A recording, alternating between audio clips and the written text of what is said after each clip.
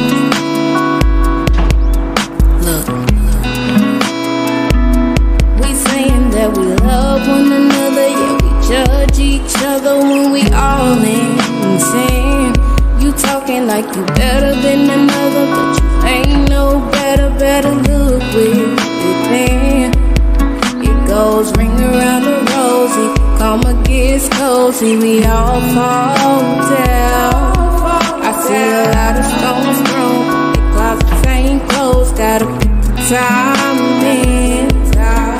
Let me lose he who's without sin. Let he who's without, he who's without, he who's without sin. Let he who's without, he who's without, he who's without sin.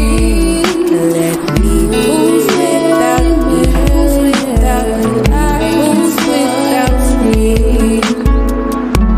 You acting like you ain't been down this road. We've all been down before. Better humble yourself before your life gets told. Better humble yourself before your life gets told. Putting down each other while they pointing at our brother. Trying to break us up, so let's just lean to one another. Ain't no giving up, so pass the cup and make it up. Times, yeah, they get rough, I got your back, it ain't no trouble. He knows, ring around the rosy, come and get his cozy. We all fall down. I see a lot of stones thrown, but they clock the same clothes. Gotta put some time in. Let he who's without, he who's without, he who's without sin. Let he who's without, he who's without, he who's without sin. Let he who's without, he who's without, he who's without sin. Let he who's without, he who's without, he who's without sin. Oh, you just me down the street.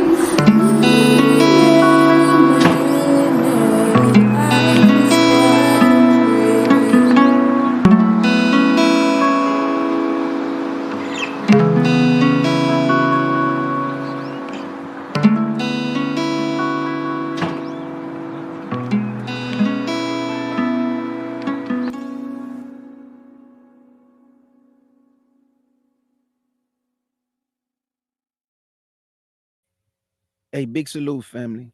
This your brother K. Judah, giving all praise to the Most High Yah and faith in Yahshua HaMashiach.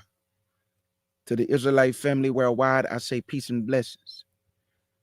Big salute to the CUC family, the FOPE family, and all the beloved family in the chat. Yeah, I've been watching the migrant crisis, keeping my eye on it, and I must say, the migrants then came over the border. 5 of them then beat a police officer up. They robbing, they stealing cars, they breaking into houses.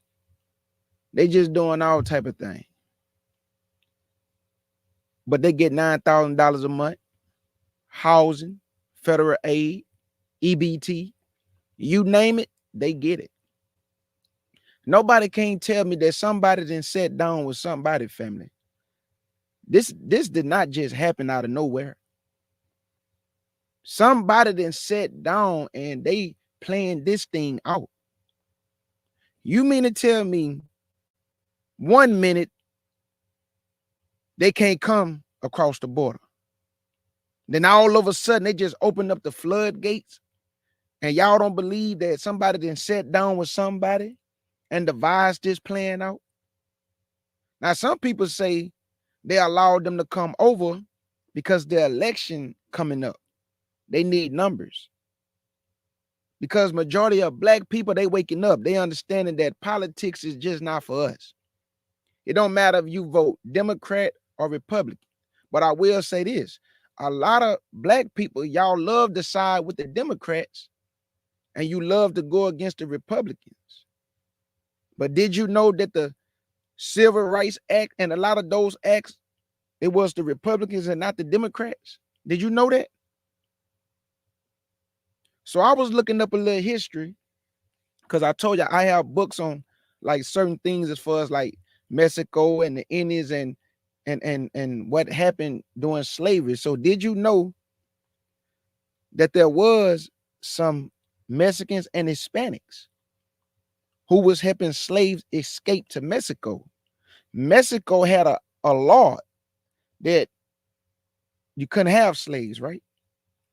Mexico had a law that you couldn't have slaves. So the Hispanics and the Mexicans, at that time was helping the slaves get to Mexico. Now ask yourself, if Mexico had a law that you could not have slaves, and from Texas to Mexico, they was helping them come from here to there, how they Israel? It said they had a law already established that you couldn't have slaves. So how they came over here with us doing slavery? If they had a law already established, you can go look it up, that the Mexicans and the Hispanics was helping slaves from Texas go to Mexico because Mexico had a law that you couldn't have slaves. So they would help them get to Mexico because there was no law that you can have them. So it said that the people in Texas did not trust Mexicans because they was helping slaves. But how they came over here on the slave ships if they already had a law established that you couldn't have us? These are things to think about, family. But they tell you that the Mexicans came over here with us doing slavery. Or they tell you that they came, according to 2nd Ezra, chapter 13, that they came through the Euphrates River on slave ships. Go look at a picture of the Euphrates River and you tell me, can you get through there with slave ships? But that's besides the point. I just wanted to drop a little history on you that you did have Mexicans and Hispanics before June 10th, helping blacks get to Mexico. But that does not make them Israel. But I do salute those Mexicans and Hispanics that was helping our people look for refuge. So that has to be saluted. But the migrant crisis is far different than what those Mexicans did for our people today. A lot of time, these people don't be passing down no oral history to their children, letting them know, hey, those people, they the people of the book. They don't know that. These migrants coming over here starting problems with black folk. They robbing black folk. They breaking into cars.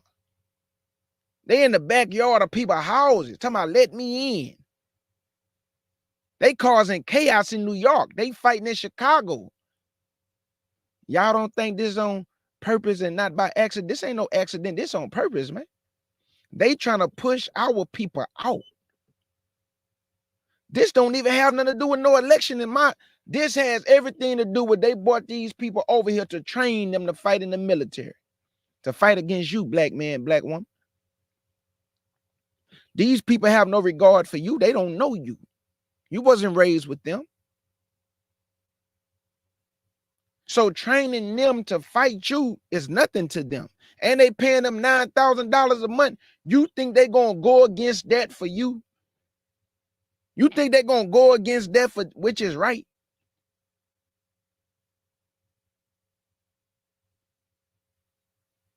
This has everything to do with they are training these people to fight for the war that's about to come. America is a weak nation now. Nobody is scared of America. Nobody fear America. America only bully little nations. It do not bully big nations, big dogs, Russia, China, Iran. America bully little nations. But according to America, they don't have no money, right? But they paying these people $9,000 a month and housing them. And you've been breaking your back and working hard all your life and you can't get nothing. That's why I say, black people, stop beating yourself up from a control. The only thing you can control is what you and your brothers and your sisters, how y'all respond to one another when it's time to help each other. That's the only thing you can respond to. But as far as this system go, you can't fight this system.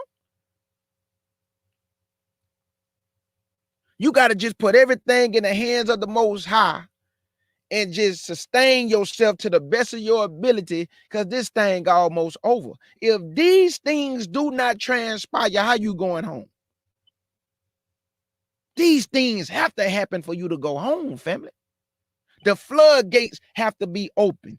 Chaos have to happen. Civil unrest have to happen. War have to happen. Prophecy must be fulfilled through you. And also what's already written. Because a lot of people don't want to accept this. You are end time prophecy, Israel. All things aim to you as far as who you are, what the Lord coming back to do, your redemption, your deliverance, him saving you. You are end time prophecy. And me and my brother Yavin, Israelite Judite, we will be pulling up on this camp in Houston, Texas, to be respectful though. And we got some questions for him because, like me and my brother said, it's our responsibility for the next generation of young people coming up that we can't allow these lies to continue to destroy people. We can't just sit back on the couch and say nothing. We got to challenge everything. But we're going to do it in decency and in order, though. But there is a camp. They teach the 12 tribe chart. Hispanics in the camp, Mexicans in the camp. So when me and my brother get more information, we're going to go talk to the brethren. Because I can't see how they believe that these people, these migrants who receive this type of help from the United States of America, but you can't get no help from the United States of America, but the Northern Kingdom can, though. That's why I titled this, the Northern Kingdom / migrants are the only ones receiving help from the government. But I thought they was your brother. I thought y'all was the same kind. So how is your brother getting help, but you can't get no help? Oh, it's because your brother have the complexion for protection. But I thought he was under the curses. I thought he was under the curses, family. I thought that Issachar is the Mexicans. So if Issachar is the Mexicans, and you are from Judah, Benjamin, or Levi, how's your brother getting help and you can't? Or why your brother won't help you when he get help? Your brother is sending money back across the border. Your brother is sending money back across the border to help his people back home. They not helping you. They pushing you out. But that's your brother, right? Oh, but I know what scripture y'all gonna use. Ephraim is vexing Judah, and Judah is vexing Ephraim. I want to show y'all something real quick. Then I'm gonna get to some videos. Y'all see this? What are Mexicans descended from? In general, Mexicans have both European and Amerindian. European, family. But you know what the camp's gonna tell you? You got mixed blood in you too. But they don't even understand the 3rd and 4th generation. You didn't know you can wash your blood? You didn't know you can wash your blood and breed yourself back in to your family tree where everything in the house to the 3rd and 4th generation have no mixed blood. But according to y'all, because y'all want to accept the camps as far as Mexican, Hispanics, Native Americans, who, by the way, received reparations under Obama. Did y'all know that? Did y'all know that Native Americans received $518 million when Obama was in the White House? Native Americans own casinos. These people are not broke, but they are the tribe of Gad. What is Gad doing receiving reparation? What is it about you, black man and black woman, that all your other brethren on the chart can receive help, reparations, be blessed, have land? They have everything, but you, Judah, Benjamin, Levi, you have nothing. But your brother is getting above you very high. And you still down there, but your brother won't help you. Your other tribe brothers won't help you. Look at this. These people are European, but the camps want you to believe, no, they not European. They're Issachar, they're Asher, they're Ephraim, they Manasseh. The dumbest thing I ever heard in my life. This has nothing to do with Mexicans, really. It got everything.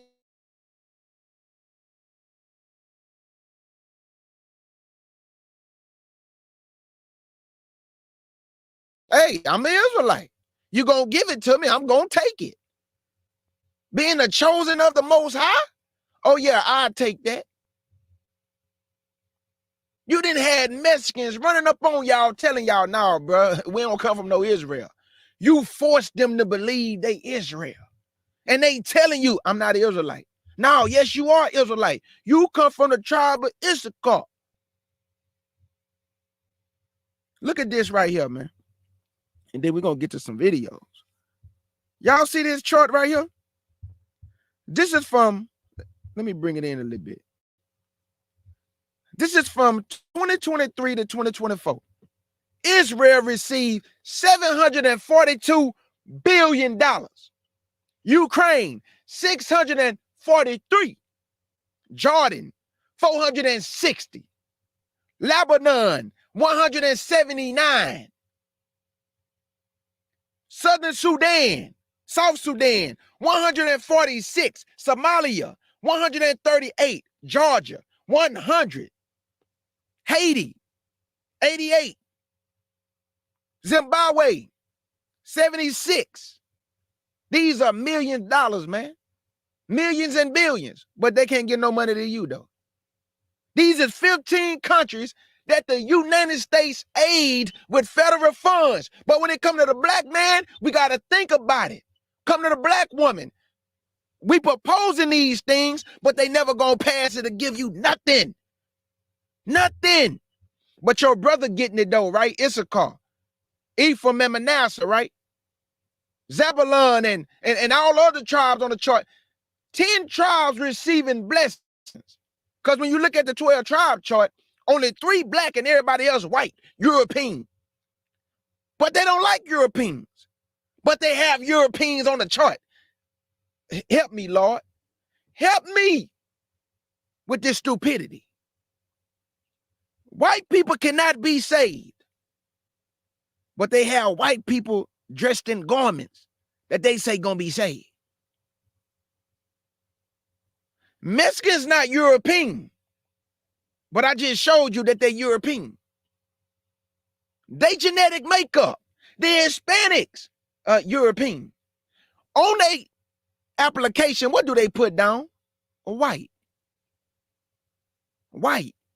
It's a reason for that. They Gentile family. No Negro blood in these people. Now the Afro-Mexicans, the Afro-Cubans, the Afro-Guatemalans, the Afro-Panamanians, the Afro, yeah, them. That's your brother and sister. The Afro. Not J-Lo. Not Mark Anthony. So this migrant crisis, these people are pushing you out because you are not them. Well, hold up, man. You can't say that because the black man and the black man fight each other all the time. That's because the black man and another black man, his eyes should be evil towards his brother. But does that mean that everybody eyes evil towards his brother? No, because the Bible say, I cast the righteous and the wicked out of my sight. So just because the Lord put curses upon a nation of people does not mean everybody killed their brother, hate their brother, evil eye toward their brother, towards their sister, sister towards their other sister. Everybody is not out here displaying the curses and allowing them to manifest in their lives to where they're out there doing wickedness. So you can't use that, partner. Because not all of us, because of the so-called curses that y'all use excuses for everything. And then y'all got the audacity to lie and say that Ephraim is vexing Judah. Boy, Ephraim is in Africa. Ephraim is not over here. What are you talking about, bro? Benai, I forgot the name, but it's Benia Ephraim or Benai Ephraim, something like that. I think it's Beni Ephraim or Benai Ephraim. They in Africa, bro. They not over here. Issachar is in Africa, bro. They not over here. Asher and Zebulun and Dan is in Africa, bro. They ain't over here. Go do some research on the Philistine Jews. Operation Moses and Operation Solomon. Boy, that's the tribe of Dan, boy.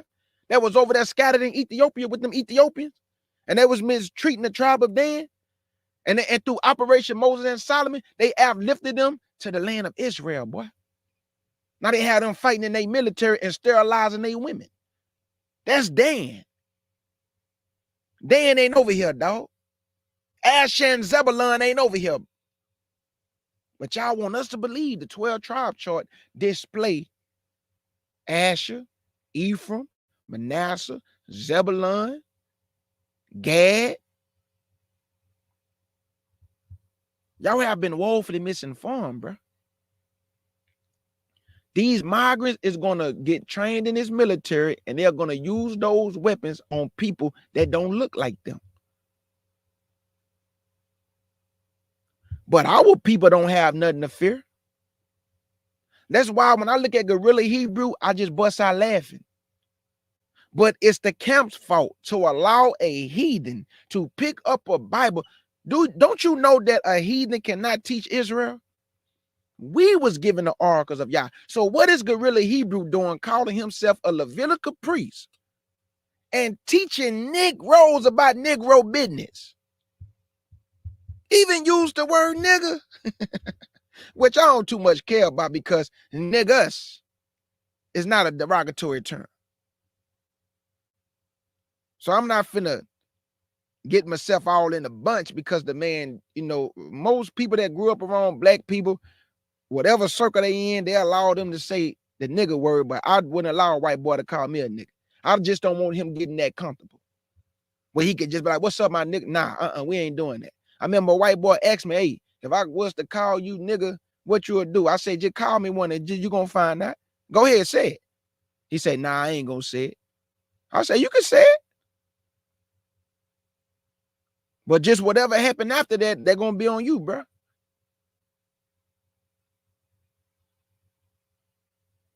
So the point I'm making, family, is that in Chicago, I just looked up that they gave these people $158 million to house them, to feed them, to clothe them, to aid them. Now, if you're giving somebody $9,000 a month, you got to think in your mind, this is not $9,000 a month for like a whole group of people. No, we're talking each individual family or each person. 9,000. Don't you know how much $9,000 a month? 9 times 12. Let me do that. Hold on. Let me get my phone right quick. 9 times 12. Hold up. 9,000 times 12.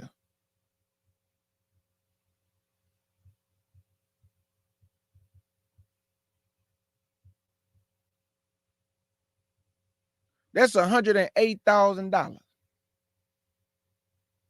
That's $108,000. They didn't deserve that money, y'all. What did they do to receive $9,000 a month? Do anybody know? What did these people do to receive $9,000 a month? And you have been working all your life, my brothers and sisters. And this is tax-free money. Do y'all hear me? You've been working all your life. They take money out of your check. Federal taxes. What's the other taxes they take out? The one for our elderly, which I can understand, because they didn't work all their life and they deserve to rest the rest of their days. What they call it? What they call that, family? Help y'all brother out. What they call that when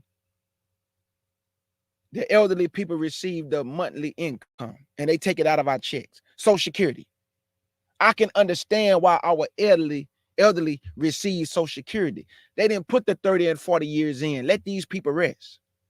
Our elderly can't even rest. They still working right now. There's an old guy when I go to Walmart and do a little shopping. Black brother standing at the door. He shouldn't be standing at that door. He paid his dues. There should be money set aside for the elderly, but it's not though. But these migrants who have able bodies coming over here ain't work for nothing, ain't build nothing. Just come over here and immediately receive $9,000 a month. That's $108,000 for each family or individual. But they don't have no money to give you, black man, black woman.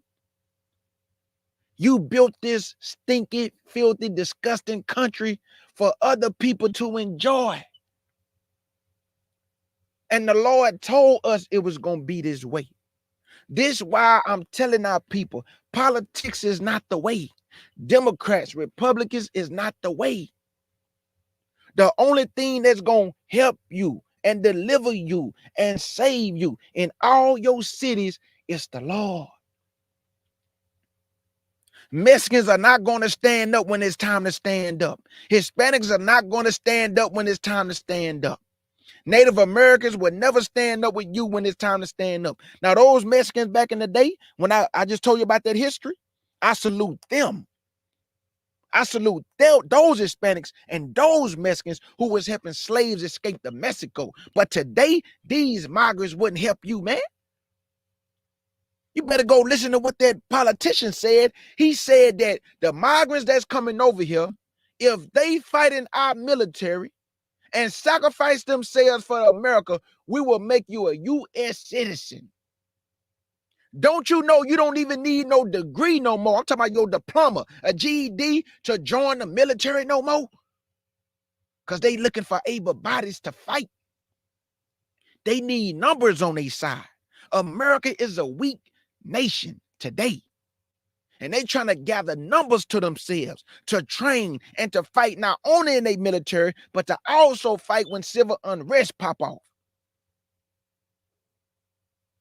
See, you have to use people that is not from this country to fight against people they have no regard for, no connection to. You think a U.S. military troop gonna kill his mama? You can't put them on the streets. They have family out here. They're not gonna harm their own family. So you got to go get people from across the border. You got to go get people from across seas that don't have no regard for the people over here. That would just shoot at will. That's where we at, family. That's where we at. Let me open up my window so we could watch a few videos. All I'm telling the black man and black woman, your redemption draweth nigh, and none of these things should make you afraid. You should be rejoicing and thanking God that he's speeding up the time. Let these things happen, Yahshua HaMashiach and the Most High Yah, so we can be delivered and go home from this hellhole, from this daughter of Babylon, this filthy, disgusting whore. Talking about America is a great country. This dirty, stinking hoe ain't no great country. She filthy. She disgusting. She stink. My people about to be delivered into a great kingdom and country. Didn't our father say we seek for a country? Because we seeking for that refuge. We need that peace. We need deliverance. What other nation need deliverance? Can anybody tell me? Who need deliverance more than we do? We are the ones need to be saved. That when people say I'm saved right now, you are not saved. Saved is to be delivered from evil. How you saved? Saved is to be delivered from evil. You are not saved. You are not saved and sanctified. But we about to be delivered. I can feel it in my soul. And I know, according to the Bible, this the last generation. I know that for a fact, according to the Bible. But I just can't tell you when the Lord gonna come, what day the Lord gonna come, what month the Lord gonna come. I can't predict that, but I can tell you this. Your redemption really do draw nigh. So all these things have to happen, family. This is not by accident. They did not just open up the floodgates all of a sudden just on accident. No, this on purpose. The Lord have to speed up these things, Israel. If he don't, you're just going to keep sitting here like sitting ducks going through the same thing over and over. And each generation pass, we still going through the same thing. The Lord say, enough is enough. I'm about to raise up myself from this seat. He said, I'm going to cry like a travailing woman. I will destroy at once. He not coming to destroy you, Negro. You done already been destroyed. He coming back to redeem you and gather you. And the blood gonna be 200 miles long up to the horse's bridle of the heathen. Of the heathen. Not your blood. Of the heathen's blood. He say all Israel gonna be saved. So if all Israel gonna be saved, who blood is he coming to shed, family? The heathen. And let it be so as it is written. You migrants, you Hispanics and Native Americans, you Mexicans, you not our kind. Your kind is your kind. My kind is my kind. We are not the same. I don't care what these lying Negroes then told you. Our heritage belongs to us. The Arcas belong to us. You can't teach me nothing, Mexicano.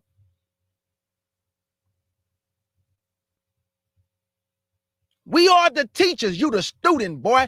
Get in line. Sakari, Guerrilla Hebrew. You ain't no Levi priest, boy. You can't teach Israel nothing. These niggas didn't allow you to come in and creep in unawares. And you done picked up a Bible and learned a few things from these Negroes. Now you thinking you can teach us, but you are not us. The Lord will show you who is who. All Israel is Negro. And I know it's hard to handle it, white boy.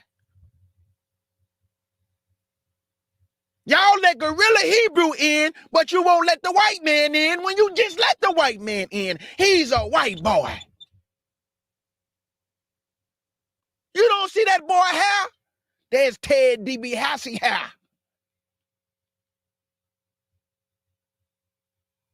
That boy don't got a lick of wool on his head. Stringy hair. But y'all say that he Levi. Ain't no way Levi would look like that going into the tabernacle of the Lord in the holies. That boy defiled. Boy got pale skin, boy. What's wrong with y'all? They got a defect. The boy is pale. And you can't look like that going into the presence of the Lord. You gotta look like Aaron, Moses, Korah and them.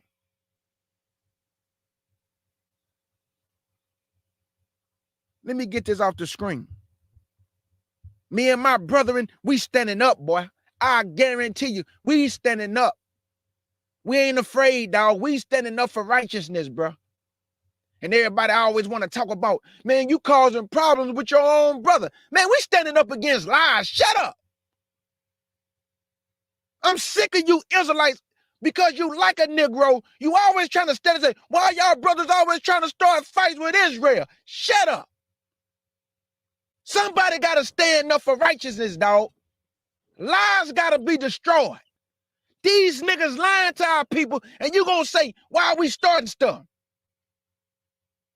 Because the Lord said, who going to stand up for me against the workers of iniquity? Your brothers is working iniquity because they lying. They misguiding the youth. They misguiding the nation. They causing people to have babies with Mexicans and Hispanics and Native Americans, destroying the gene pool. So be quiet with all that lovey-dovey talk.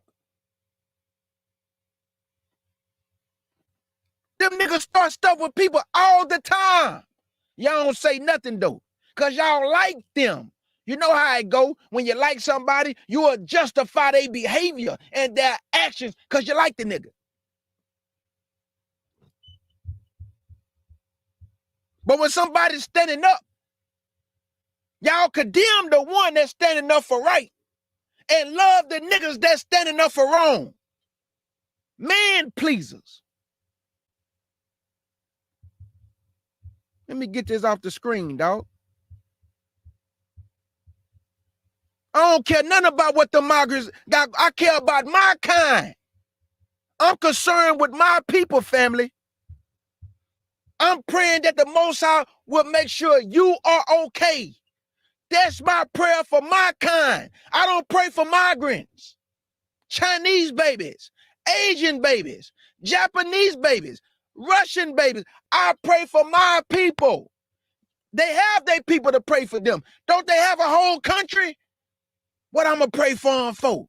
They got their people to pray for them and fight for them. They have a military. What they need me praying for them for? They military going to fight for them and stand up for them and make sure they okay. What I'm going to make sure they okay for? They have a military. Mexico have a military.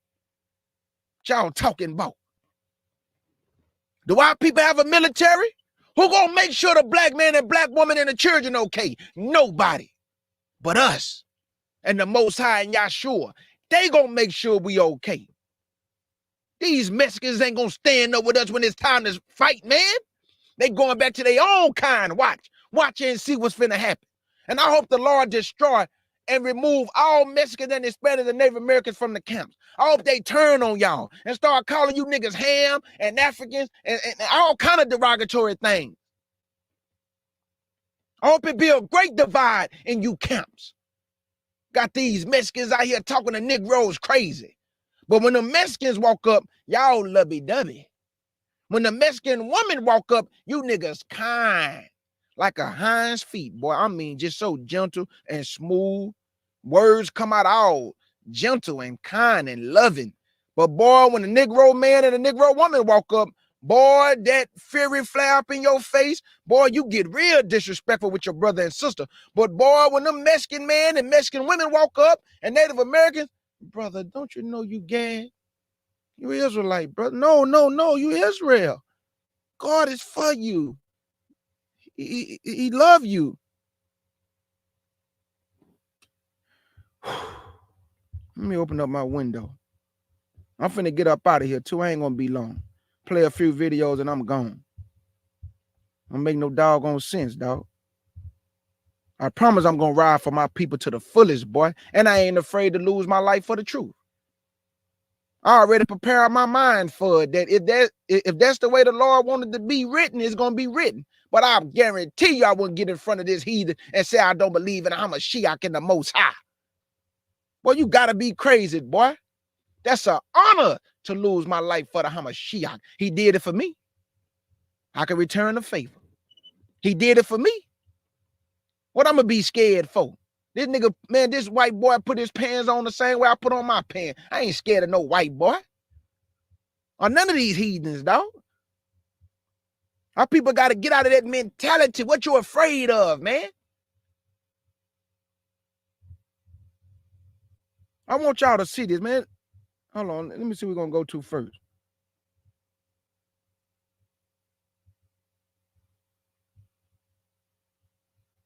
Okay, let me see.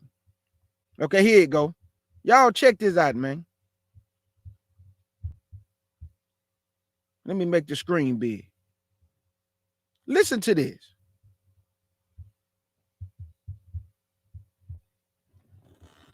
Closed captioning for this program is brought to you by Robert A. Clifford and Clifford Law Offices, serving Chicago as a personal injury law firm since 1984.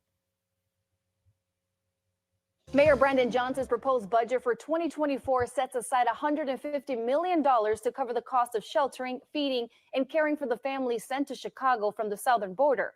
However, that is less than half of what the city expects to spend to care for Chicago's newest arrivals through the end of this year. Chicago is a place strong enough to welcome and embrace newcomers while honoring our commitments to those who are already here, especially residents of communities that have long suffered from neglect and disinvestment. WTTW News reporter Heather Sharon joins us now with the latest on the escalating crisis. Now, Heather, I want to start off, give us an update on the state of the migrant crisis. in the past week, Chicago has gotten 63 buses from the southern border carrying more than 3,600 people. That has exploded the number of men, women, and children forced to wait in police stations at O'Hare Airport for a space in one of the city's shelters. In all, more than 3,700 people are in police stations and at the airport, while nearly another 11,000 are in city shelters. And that number just keeps increasing. Now, Johnson asked the city council to embark in $150 million to care for the migrants next year. That won't be enough money, will it, Heather?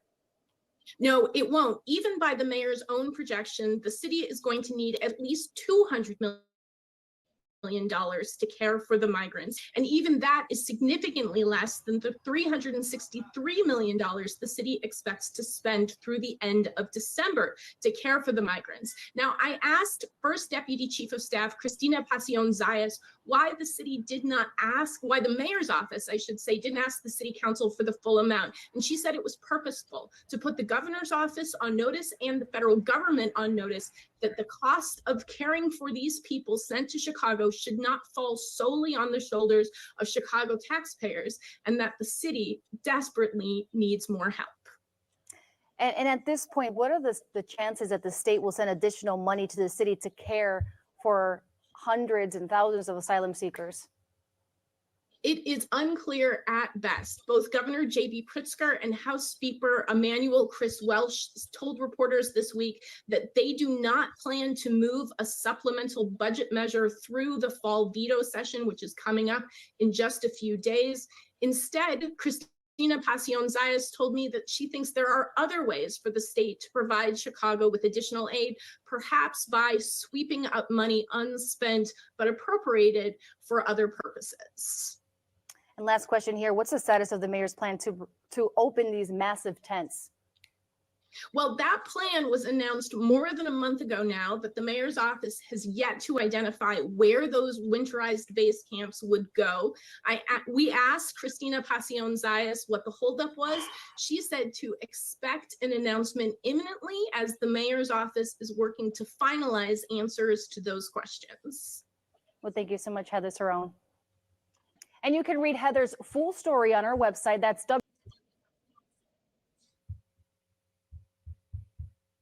Did y'all hear my brother Yavin just say they put in a new bill? My brother Israelite Judite, $53 million. I thought they was broke, y'all. I thought the United States of America was broke. I thought they didn't have no money. Y'all thought they was so far in debt that they couldn't spend no more money.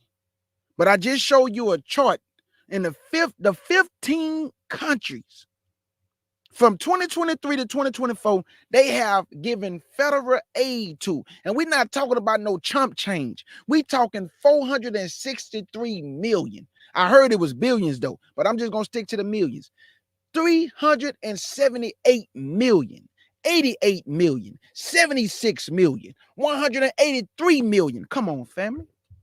But they broke though. See, when it comes to you, they're broke. The reason why these people do us like that, because in their mind, we have no defense. But they so stupid that they know we do have a defense.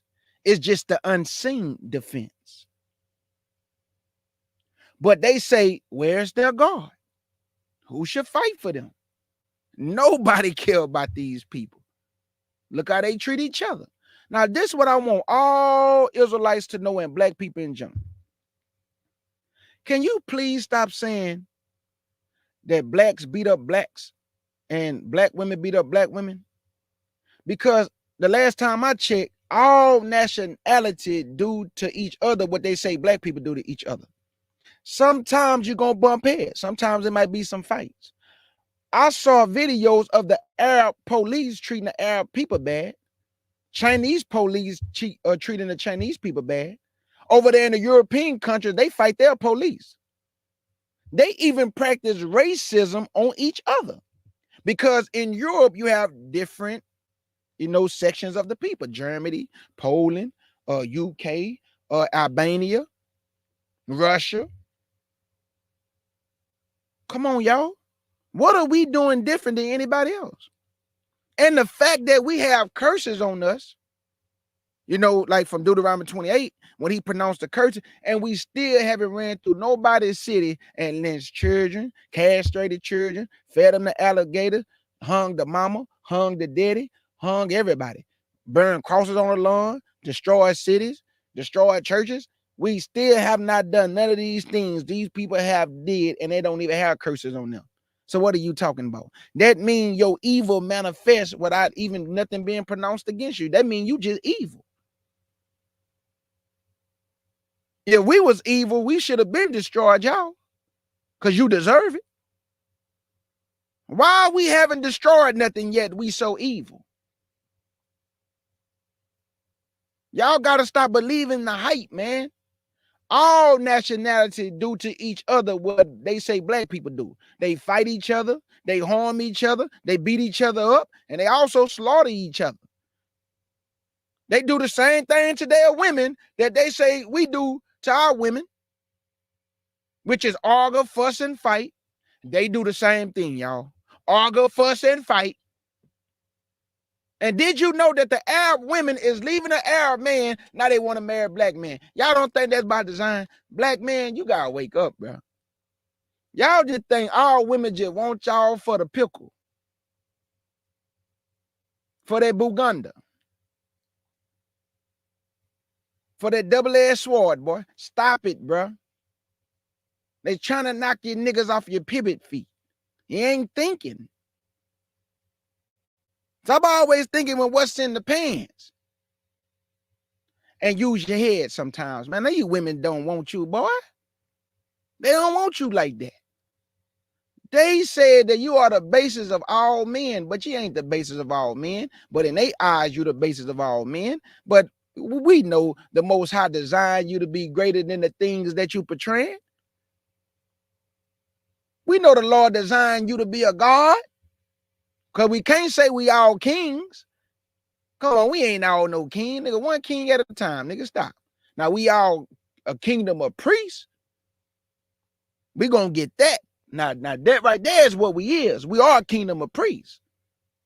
But all this, we kingdom of kings and queens and all that, man, everybody was not no king and no queen, dog.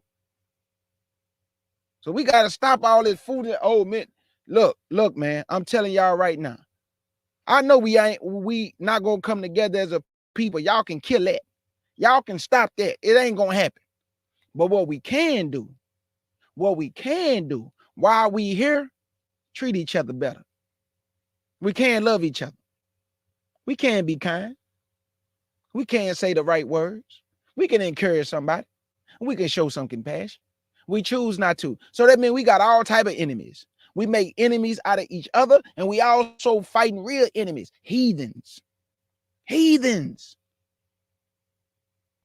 That's why I am comfortable in my own skin.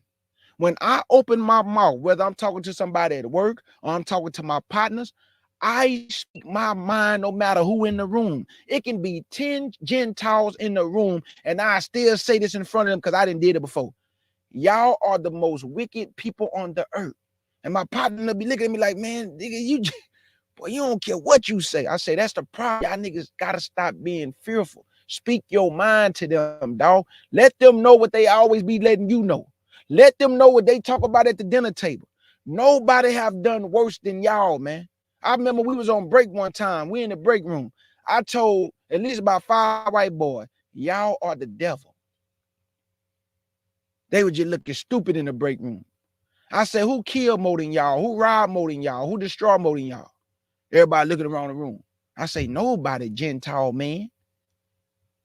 I said, the only thing y'all use on us is that black kill black. I said, why are y'all so worried about what we do to each other? Y'all beat each other up over football games. Y'all destroy parking lots over baseball games, football games. Your team lose. Y'all fighting in the parking lot. You beat each other up over hockey. Stop it, man. Nobody has done far worse than Gentiles. Nobody. So stop believing the hype, man, that you are wicked and evil and disgusting and you the scum of the earth. Come on, black man and black woman. You believe that? You believe what these people are telling you? people who are not even capable of running their own country, people who can't even get themselves out of debt, people who just so stupid and dumb pass laws for men to funnel with men and women to funnel with women. They pass laws for this, and they gonna teach you how to govern yourself. They even got laws where a man can cut off I can't say it. Let me just cut off his usurium. Come on now. My beloved brother in the building, man. Short Sham, what the business, bro? Shalom, out. Most High bless. Sorry, I'm under the weather a little bit, family. I don't know. I think this, that stuff in the throat going around again. So, boy, you clean with them glasses on, boy. I see you looking like Malcolm X a little bit.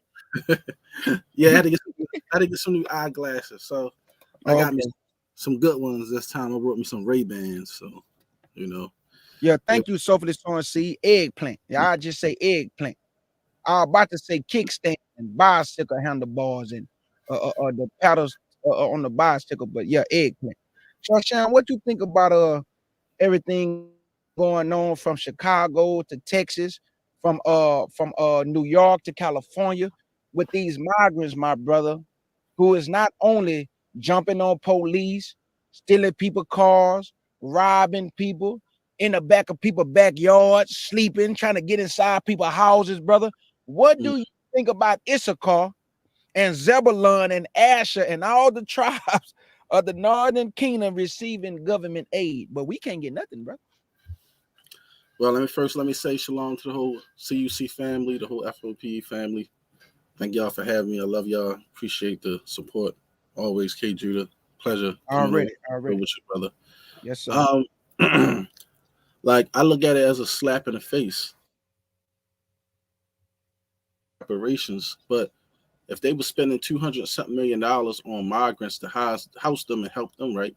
Mm-hmm. You know what $200 million could have did in Chicago for the urban communities? Right. It would have helped so many urban communities, so many schools, so many houses could have been fixed. To me, it's just a waste of money, They would never do anything for our people. We know that. But right. Like I said, we know they over here for one purpose and one purpose only. And that's to bring war to the American people and to those that they ain't going to do nothing to. Because like you said, soldier ain't going to kill his mother. Soldier ain't going to kill his father. He ain't going to kill his cousins. So somebody who you can't communicate with in their language, somebody that don't come from your ethnic background, somebody who don't look at you or value you, they will do whatever they got to do. Talk that talk. Yes, sir. Yes, that's the rules of war. That's why we trying to tell people, right? I don't care what anybody say. If somebody can speak another language that you can't speak, they got an advantage over you, especially if they can speak more than one language. If you only can speak English and these people can speak Spanish and Japanese and all these other languages and still speak English too, and they say, you know what, we're going to help you. We're going to take you here. You don't know what they saying. They start talking mad talk. How you know what they saying? How do you know? How do you know? So then it's like, okay, you got to go off your faith now. Well, is you going to trust them? Well, the scripture says, never trust thy heathen, never trust thy enemy. So to me, it's like, hey, it is what it is. It's a tricky situation. But for me, I tell everybody, prepare yourself, get yourself ready for war, get yourself mentally, physically, combat ready, because I ain't trusting nobody, especially some people of other nations. They come over here, they ain't doing nothing. Get 9 bands a month. That's more money than the average citizen working a 9 to 5. They ain't even making that kind of money a year. 9 bands a month, tax free. Tax free, brother. Like, think about that, y'all. Some people was bringing home $1,500 after tax, and that's an 80-hour paycheck, making 2 weeks all right money. Doing okay for their family, But you think about that. So you bringing home about $3,000 cash. That's one person, right? Now, if it's two of y'all, and say if y'all have the same type of job pay, then guess what? That's about $6,000 a month income for that one family, right? Yep. But these people getting an extra $3,000 off a stable family. They getting an extra 3 bands. 3 bands, brother. And EBT, the food stamps. Right. And housing, brother. And housing. No, did you see that they just cut it though? They just cut it. They cut EBT. Okay. Cutting EBT for people. Emergency food and all that, they cutting EBT for people. People ain't getting it no more. But is they gonna cut it for the migrants though? You see what I'm saying? And see, that's the thing. I don't know what they're gonna do for the migrants, whether they cutting it for them, but for black people, they getting cut off. Oh yeah, facts. You know, and you know the crazy thing about us as a people, our people, they get food stamps every month, man. My sister, she was one of them getting about $1,700-$1,800 a month. She selling food stamps, right? I tell her all the time, like, once you prep, save some food up for a rainy day, get some canned goods and dry food like that. Instead of her doing that and even getting a free stash of food in case something happened, she'd rather sell her stamps. But, you know, it's to the point where you can't tell people anything anymore. I realize things have to happen and people have to see it. That's just the way Israel going to go. Yeah. And I tell them, don't knock on my door in a time of trouble because I ain't got nothing for you. Believe me, I told you. But listen, scripture's real, man. The Lord said they're going to spoil your houses. You got to think about it. Black people are probably the worst out of anybody when it comes to being hungry. Like, and the person, you don't know what a Gentile would do, especially one of those crackers when they need some of that red meat. They need to taste it. So, I mean, we just got to be careful out here, man. We got to be careful out here. But I'm telling y'all, stock up, man, and prepare yourself. These people that come around, they invading our neighborhoods. They out of all these different types of criminals and gangs. One of these guys they let over here was a damn, what he was in the mafia or organized crime over there in Venezuela. Told the people, if you don't know who I am, you should know, which is crazy. Whole war criminal, organized criminal leader, and giving them money and a free house. What kind of shit is this? Yeah, this is crazy. And they just sent Texas military to the border, and other cities, other states are also gathering with Texas, and they sending people down there to the border because Texas say they don't want them coming over here, bro. So guess they sent them to New York, to California. They do not want them here, bro. Because America, Joe Biden and Texas right now, they clashing. Dog, don't pop off, bro. I'm telling you. And I pray for my people every single day. I ask the Most High, spare these people, man, because Father, they've been destroyed mentally, physically. I'm gonna tell you, they're gonna get Joe Biden out of there, man. Yeah, bro. I don't think it's gonna be an election. One thing I tell y'all, if it do be an election, they're gonna let Trump win it. Because one thing when it comes to these migrants, Trump don't want them hear his damn stuff. And he sure don't. He's gonna use that to his advantage. And like I said, you got too many people who get fed up with Biden. You know what I mean? Like, bad enough the man can't read off a teleprompter, right? He's falling asleep, falling all over the place. Peeing on himself, boo-boo, and all kind of things. Yeah, that man don't need to be no president. I mean, grown man boo-booing on himself. He just stupid, bro. But look, I want you to see this. What you think about this, Sham? Okay. On the screen right there.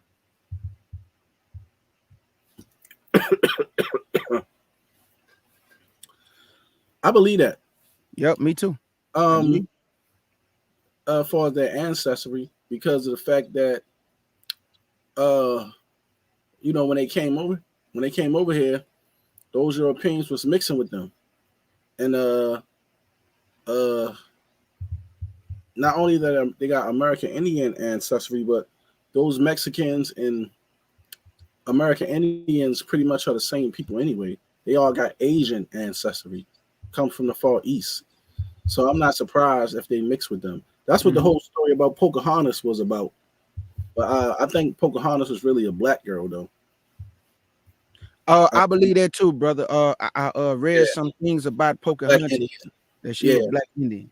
Yeah, she was a black Indian, but yeah, I'm not surprised. I'm not really surprised. Like, you know, I wouldn't be surprised what's in anybody's blood for real. Yeah, I'm with you. But we know those agents used to dress up and disguise themselves as Mexicans when they crossed the borders. So this is what I'm saying, right? When the scriptures talk about how Israel passed as Egyptians, right? How is it possible that Mexicans can, Asian people can pass as Mexicans? When they was getting oppressed, they used to dress up as Mexicans with ponchos and stuff. Now you tell me, if they can look and blend in and look like a Mexican, how can a Mexican look like somebody on the walls of Egypt? Okay, so yep. Fact. How is that possible? Fact. Because we know Israel looked like a certain people. And the scripture says everybody comes after their kind and after their seed, right? Just like cats, just like dogs, just like frogs, just like fish. You got certain, all of them fish, but they different kinds of fish, right? Yep. So family, you know, we have to, like I said, stop the foolery, but it's really not us that's dumb. You know, One West, because today Maharikar, he was online and he said that people were scared to battle them with the 12 chop chart, right? So I said we can do it tonight at 5-on-5. He was saying 5-on-5 was too many people, but they only wanted to do it on one person platform. And you know the brother Jeremiah, you got into it with it last time, right, K. Judah, when they was on that platform. So they wanted to discuss the chart. I'm like, all right, cool. I was about to call everybody up. I was like, look, we can do a 5-on-5 live streaming, dual live streaming. I was like, listen, we had to just go on JJ platform, do it over there online then. They was like, they ain't want to do it online then. So I said, you know what? Well, forget it. Because I can see that y'all only want to do it one place and talk about it one place. We want to talk about it on a neutral platform. And you don't want to go over there, we can't go somewhere else. I feel like nobody should have home field advantage if you want to discuss this topic. Let's go on a neutral platform that don't belong to y'all and don't belong to us. But they claiming they got all this information that can hawk smash anything that we teaching, but they haven't refuted anything we brought out. Right. Right. My beloved sister August Dreams, big salute to you. She said Illinois provides $9,000 in rental assistance to migrants seeking temporary housing. Now, 9,000 times 12 is $108,000, family. And that's a year, right? And that's a year. So check this out. Check this out, family. Black man, black woman. You go to work every day. You trying hard, family. You really doing the best you can. They call you lazy, they say, but none of these things is true. He who controls the media controls the narrative. You ain't never been lazy. You are not a lazy people. You are very hardworking people. They take your tax dollars. They take your money out of your check, your tax dollars, and they are giving $9,000 a month to some people who just came across the border, did not work for anything, housing them, feeding them. These people is all at the police station, sleeping out in front of people's houses, sleeping at the park. If you try something like that, they will water hose you niggas down. So the point I'm trying to get black people to see, you cannot be compared to other people. So when you saying we have to vote, why is this happening? Why are they doing us to this? Trump, you have to help us. Biden, you have to help us. You are calling on the wrong people for help, family. I don't even care if you're an Israelite or just a Christian or a black man or black woman. You are calling on the wrong help. Your help doesn't come from man, family. Your help come from the Lord. Now, if you put your trust in him, he's going to use man and make your enemies be at peace with you. And they are going to help you because God would be the one directing their steps. But you don't call on God, you call on man. And you keep voting over and over for Democrat, and they are doing nothing for you. They are doing nothing for you. The only reason why you are sustaining yourself today in this type of economy, you better give God the praise, man. This man been showing miracles in the last couple of weeks. I prayed and asked him for something. And all we can hope for is that our Father hears us, because we know he is in heaven. We can't see him. And all we can hope for is that he hear us when we pray, right? So whether you think you're doing wrong or right in your life, but you hope and pray that, God, I hope you see that I'm trying to do right, and that you can hear my prayer. Man, this man answered my prayer, man. He heard me, and I'm dirty. My mind be dirty at times. I say things I know I shouldn't say to people, about my own people, because I be so upset and angry that I be have to repent for my thoughts. And I'm dirty. I'm admitting I'm dirty. And he still answered my prayer. So when y'all out there, you afraid to admit to people that you do wrong, you say wrong things, your mind don't be right all the time, you over righteous Negroes who just think you got it all together, not me. I'm dirty. And I try to get it right every day. But guess one thing I would never do? I would never scam my people. I would never be malicious to my people. I get angry, but I sin not. I get very angry, but the Bible says sin not. So I ain't going to do nothing to my own kind. But I get highly upset at my own kind, because you are calling on man to help you. But when we say, man, go call on God. Man, no, man, we've been praying for 400 years. He don't hear us. What I'm going to read the Bible for? God don't answer prayer. Huh? But you going to a white man, Gentile, Joe Biden, who boo-boo and pee-pee on himself, and you going to get help from him? Come on, dog. You ain't getting no reparations, bro. They would have been gave it to you already. All this money they giving to other countries, billions of dollars, trillions. And you are the last ones. They say we got to think about it. We got to propose it. Let's see how many votes we can get. They didn't say that about the migrants. They immediately gave them $9,000. But this country broke, right? They broke, right? Come on, family. Wake up. Wake up, man. My bad, K. Judah. No, you good, brother. Our people got to wake up mentally. You are not a dumb people. You are not a lazy people. You allow the media to program your mind to believe that you are sorry. Mexicans are not the hardest working people on earth. I work with them. Me and my brothers being there handling business. Some of them do work hard. Some of them lazy. And I be have to get on the board because they don't all work hard. Who told you that, dog? Who told you that? Go ahead, Short Sham, dog. Hey. Yeah, I definitely agree. We ain't a lazy people. We done built treasure cities over the years. Some of the greatest places in the world. Had the greatest library in the world, Right. which was Timbuktu. You know, excuse me. So ain't nothing lazy about us. We are the inventors. The scripture says Jacob is the form of all things. Form of all things. Even though we don't get the credit for it, family. You know, at the end of the day, what would these people be without us? What would they be? The book of the 50 greatest inventions of the black people made.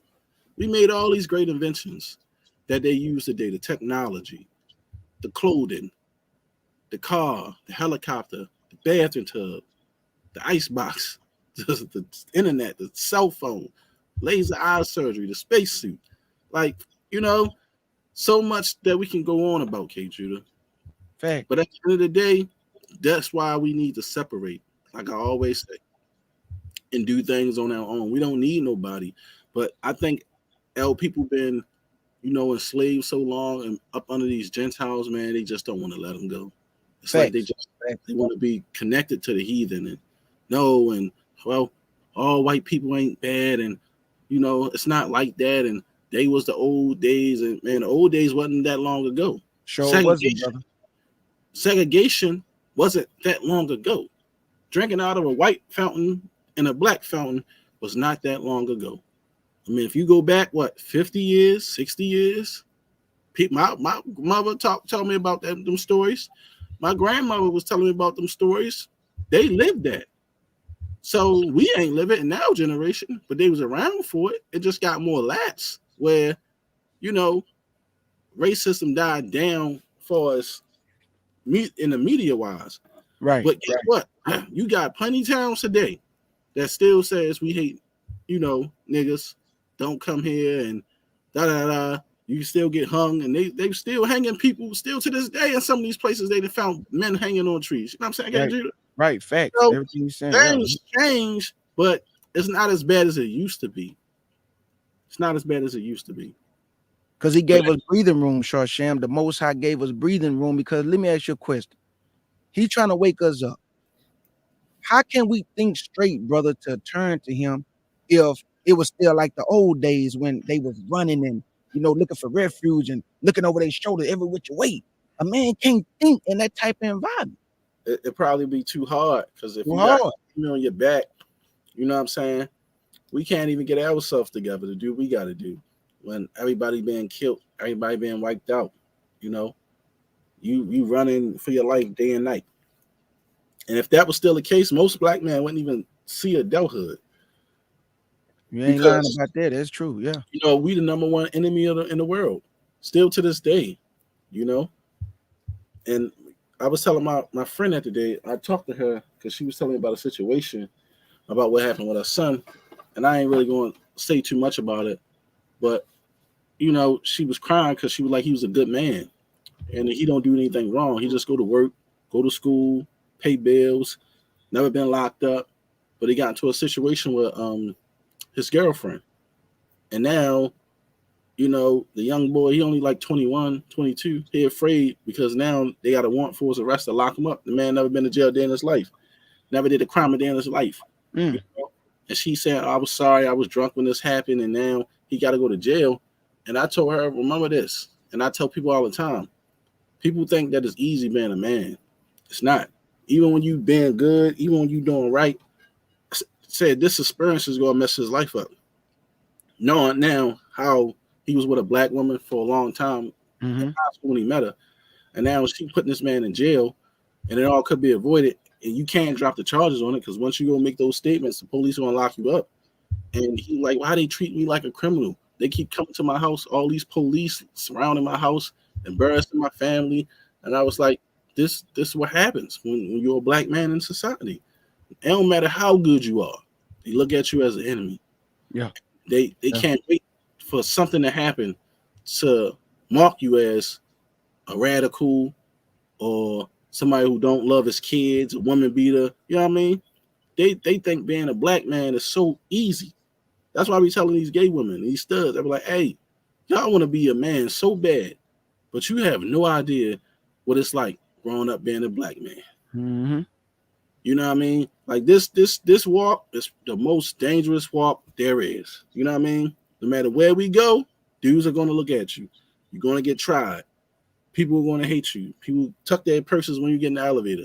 I still get that sometime at my job, and I work in a hospital. And these Gentile women, they ball up in the corner thinking I'm going to do something to them. And I be saying to myself, you know, the Most High, I said, I understand. I just shake my head, right? Because it be fun. And I'm like, you can be a working man, and they still get that stereotype to you when they're in the elevator with you by yourself, thinking you're going to attack them. It's a dangerous place out here for us. Yeah, I was walking one day and I experienced what you talking about. An old white couple locked the door when I passed by the door. And I just looked at them and kept going. I was like, look at these stupid people. I don't do nothing to y'all, bro. But man, you ain't lying about, being a black man, or even when we was young black men, get harassed by the police so much, bro. That's why I hate the police. I'm talking about, I used to just walk down the street, bro. I used to go to my uncle's house. My uncle that named me. And all of a sudden, dog, whoop, whoop, hands on the car. And I used to talk so crazy to cops because I used to get fed up, dog. Like, me too. I didn't care.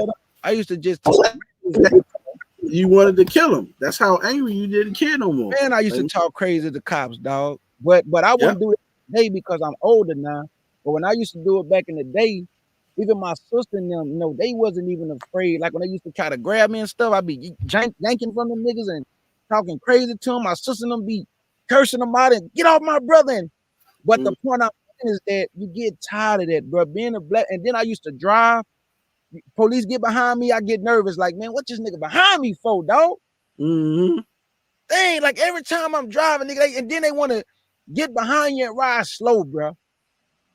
Messing with you, dog. Put on side of you. It just be like, dang, bro, like leave a nigga alone. But hey, that's just what it is in America, dog. They see you, they think you a thug, or they think you ain't up to no good. They pull you over, they try to, pat you down. All that, man. I remember a cop was like, hey, can I search your car? I say, no, I don't want you searching my car. This nigga searched my car anyway, dog. I said, you just gonna go on my car anyway, huh? I was getting harassed so much by the police, the gun trace task force. I started looking up the laws and learning my rights. I started studying that right, day and night, man. Day and night, because I realized once you don't know the law, they violate you. And they literally used to harass me because I had a black Park Avenue with black and chrome 20-inch rims on it, and I used to stay in the hood on North Avenue with my brother. And I'm telling you, man, they used to follow me all the time. The last time I just had it out, I cussed all of them out, called them all types of everything, man, because we was going to I picked up my cousins, right? We was coming out the house, right? And I came out the house. I see him at the corner, right? I look. I said, shh, here these mother. Walk in the house. My cousins and all of them come outside. We all get in the car. We going to my cousin's birthday party. And sure enough, I come back outside, the car running, people in my car already. I get my cousins, they get in the car. I see them ride up the street. Don't you know they circled and made a U-turn, turned back around and turned all the way around and got right behind me and pulled me over. I started cussing the nigga out. And then the guy was like, I'm sorry, man. I don't know why he pulled you over. I was calling him all types of mother effers and B's and all types of stuff, man. So I just went off on him, man. Because I got tired of it. I told him I'm going to internal affairs on them. And I was, because they was just harassing me every day. Man, boy, hey, listen to this. I was going to work one morning, and this one I used to work from 4 in the morning to 12. I was in my 20s. Nigga, a cop pulled me over and say, I just got a call that this car was in a drive-by street. So I followed over on the other side of the passenger seat laughing. I say, dog, can I go to work? He said, no, I just received the call that this vehicle was in a drive-by shooting. I say, what a blood is. I say, you don't see this work shirt on? I say, man, how stupid can you be, dog? I say, how I just leave a drive-by shooting and you just saw me come out my gate for my apartments? Just stupid, dog. Just dumb. Like, this the type of harassment that I'm talking about. But then when you talk crazy to them, they want to pull you out the car and be like, put your hand, like a cop put me in the back seat. And he was like, you're lying about your name. What is your name? And I said, you need to learn how to spell. Stupid is 1 E and not 2. And he was like, oh, you think you a smart A. Oh, you want to be you finna go to jail? I said, take him to jail. I had goals all in my mouth at the time, dog. He used to harass me. I'm serious, because I had goals everywhere. I'm glad I got rid of my car. I got rid of goals, because I'm telling you, bro, in Houston, Texas, if you got a car with rims on it, you are a target for the police, boy. They are going to harass you. Then I used to live in a place called Greens Point, but they call it Gun Point, because there was so much crime over there, bro, and the police stay over there. They just love harassing us, dog. Even when you ain't doing wrong, like you said, they just love harassing the black male. Then they try to scare you, dog, like you're supposed to be intimidated by them because they got a gun in the bag. But I tell you today, do not talk crazy to the police today, because even if a cop pull you over, like Sharsham say he learned the law, if a cop pull you over, don't you know you don't have to talk to him? You can remain silent. They tell you that. You got a right to remain. You don't have to talk to the police. Nope. Tell them I plead the fifth. Tell them I plead the fifth. If the police get too hostile with you, tell them you want a supervisor. I don't want to talk to you. Right. You got an attitude problem. Yep. So I want a supervisor right away. If you don't call one, you call 911 and you tell them you want to send a supervisor sent to the location because the officer is being disorderly and disrespectful. He violating your constitutional rights because he took an oath of office to protect your constitutional rights. He cannot violate them. And it's when you know that, when they know you know your constitutional rights, they get mad. So it's not illegal for the police to lie at a traffic stop or anything. So they can lie and try to manipulate. All you have to do is play the game with them where outsmart them. That's all it is. It's like a chess match when you deal with the police. That's why they get mad. Because when you start talking to them about certain things and you know certain code words and certain things in the law, the reason why they call back the dispatch because they don't know the law. I was about to say that they don't know the law, family. They do not. Nope. They not like for you to know the law. It's like being a lawyer. So what they do is, well, if they don't know, or you say, well, give me the jurisdiction code in Maryland, they'll get mad because now you're asking for certain codes and certain things in jurisdiction and say, well, Maryland law state that this. You see what I'm saying? So there's no law saying you can't do this, or Houston law say they don't like that when you go off of the laws of that, state. So once you know your laws, your state laws, and your constitution, you good. Wherever you at, you should know your state laws and constitution. Right. But I think the Most High, since I've been in like 43, 42, 41, 40, 39, I have not been harassed by the police, bro, in like over 7 years. They get behind me and they go around me because there is nothing that they stop me for, bro. So I thank them for that. I have not been longer than that. Yeah. I don't get bothered by the police. Like me either, bro. I don't get. They look at me, and I just think it's something that the Most High did because I pray because I always told the Most High I'm gonna end up killing one of these cops. That's how I always said. Like I got cousins that's police, and I don't like the fact that they cops, but they would tell me things that I needed to do to protect myself. But Baltimore City police was so corrupt at one time. It was so corrupt. Like that's why Baltimore City police the way it is now. Like they can't do all that stuff they used to. But they was like, if you ever saw a show called about the officer called Sean Suter, he was killed by his own police fellow officers. Like my cousin had to go to his funeral. She had just joined the force during that time when all this happened, when he was going to testify against these corrupt cops that was robbing all the drug dealers and different people in the city selling drugs. And this been happening in my city for years. You had these two cops got 300 and something years apiece because they had everybody up in this area in the west side of Baltimore called Park Heights selling drugs for them. Two detectives. So this stuff been going on. You know what I mean? And they call in the black man and the citizens criminals when it's really the damn police. Yep, it's the police, bro. Man, they been a gang, bro. Police protect each other from the crimes that they do. Even the people, they'll stand by and know that if is being harassed, and they just watch it, bro. Like they don't say nothing because police is the biggest gang in America. Exactly, and then they got the fraternal order of police. Yep, that support them and pay for anything that they do. So once you got fraternal order of police and stuff like that, hey, what can you do? All cops ain't nothing but the paddy patrol from the slave. You remember the slave? The overseers. The overseers. Now, don't get me wrong. I mean, I understand why the Most High allows certain things to be set up because, you do have to try to keep some type of order. I believe that's where the word officer actually come from the word overseer. Overseer, right. So I understand why, they have cops, but it's just a corrupt, and I believe, man, all cops corrupt. Like, it don't matter what country you go to. You go to police, they just corrupt, bro. But police was never hired by agencies. They used to be inducted by the people of the neighborhoods and say, hey, that's true. Cop. Yeah. They changed a lot of stuff, and now these police is hired by agencies.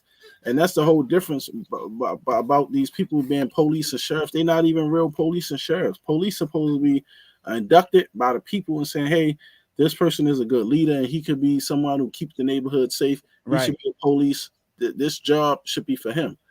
That's how police was made to patrol and protect. But, they changed a lot of things because of politics and stuff like that. Yeah, but I'm gonna play this video real quick, Short Sham. Check this out from my sister August Dreams, Lisa Cabrera, who always be doing great content. So here you go right here, family.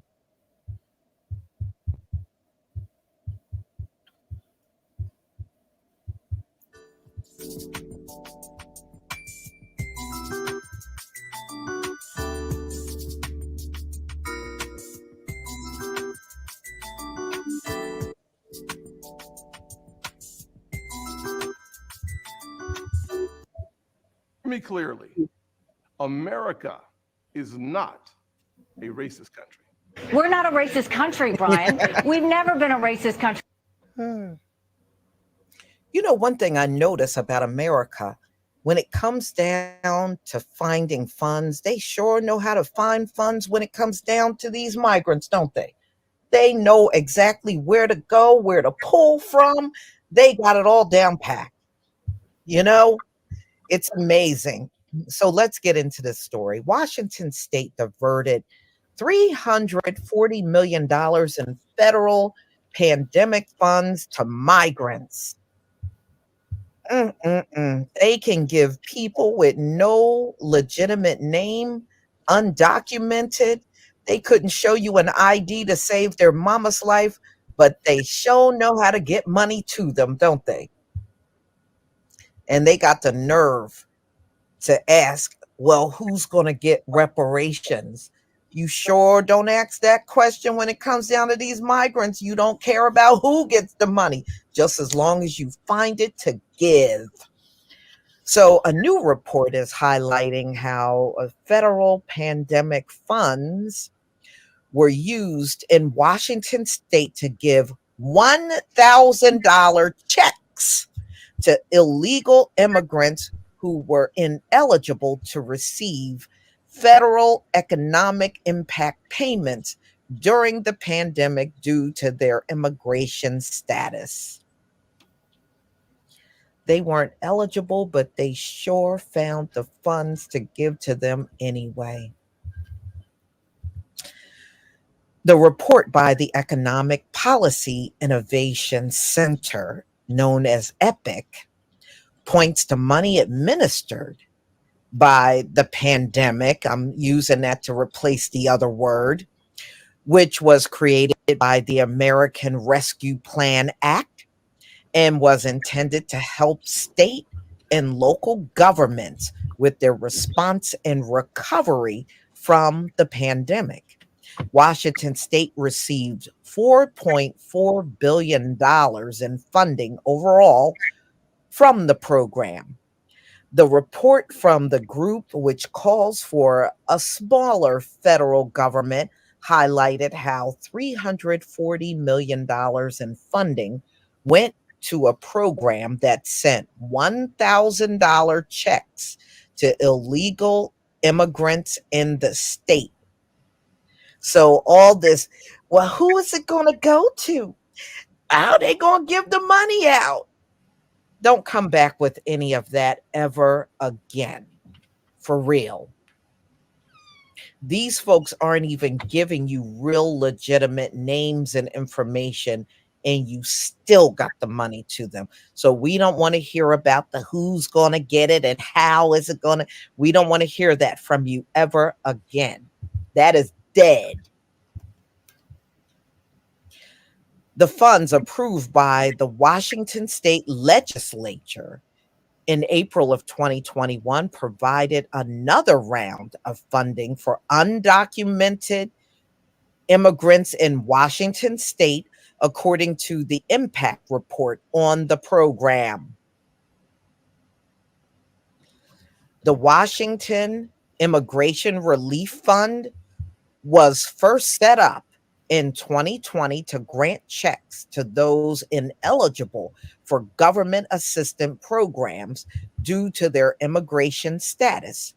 Treasury documents confirm that the state has since provided an extra $340 million for federal relief funds for the one-time cash grants, with 10% of the funding went to community-based organizations administered the program. So these were direct cash payments to illegal immigrants, undocumented.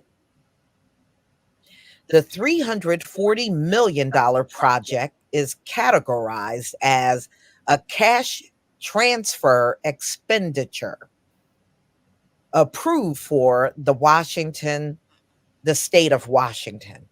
So this means that the Biden administration directly subsidized undocumented immigrants under the guise of pandemic relief, the Epic report says.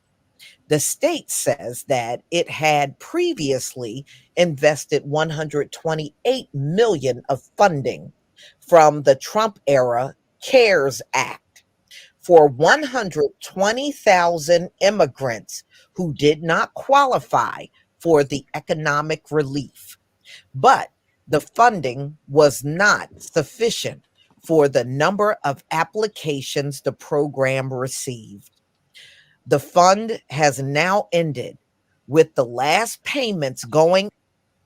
If you're part of the Medicaid, SNAP, WIC, SSI, or veterans, keep watching. Millions of Americans face out in 2023. Where's the money going to come from? Who's going to get the money? Got some damn nerve. State officials say that the funds was an opportunity to help people who may have been left out of other federal and state resources to address the economic impact of the pandemic. That was funny.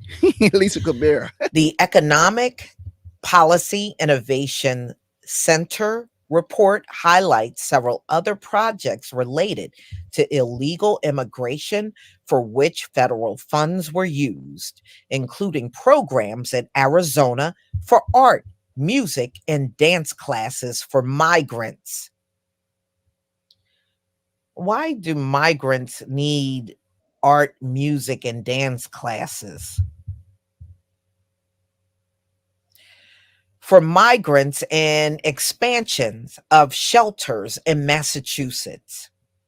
The Senate is releasing a budget supplemental that includes a bipartisan deal on the border. However, the administration has been actively encouraging illegal immigration by using pandemic money from SLFRF to provide cash assistance, housing, legal aid, and other benefits to undocumented migrants. Paul Winfrey, president and CEO of Epic, told Fox Digital.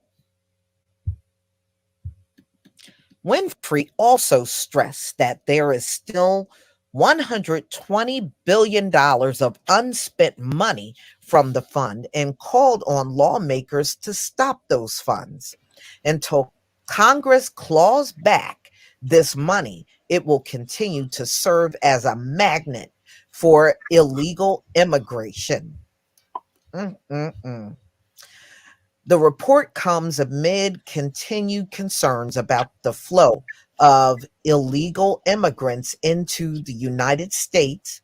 Congress is currently negotiating a supplemental fund bill, which will include aid to communities receiving migrants.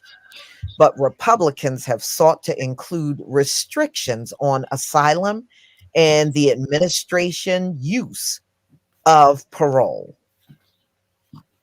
So there you have it, y'all. They will pull money from other sources to give direct cash payments to illegal immigrants. And you can see states don't have any problems participating in this at all. And you got homeless Americans that are not even given these funds, and they could desperately use these funds. And just like they can divert funds for immigrants, they can divert funds to pay slave reparations in this country too. Y'all tell me what you think about this video. Please leave your comment and subscribe. Don't forget to hit on the notification bell, and I'll see you on the next video. Peace, family. Yeah, that was a great video. Thank you, Lisa Cabrera, for that information. But like I said before, according to your brothers who teach, this is Issachar. So you have to ask yourself, what is Issachar doing getting $9,000 a month in housing and free financial aid and assistance? But his brother Judah, Benjamin, and Levi, they don't take none of that money to go help his brother. But this is our brother, right? Issachar, the Mexicans and the Hispanics. Y'all better wake up. These Negroes continue to say we can prove that the Mexicans are the Israelites. We can prove that the Mexicans are the tribe of Issachar. Okay, so if they can prove that, I'm gonna show Sham something right now. I'm about to show Sham something right now. Now they say that Issachar is the Mexicans. What's happening right here? Check this out, Sham. Let me find it right quick.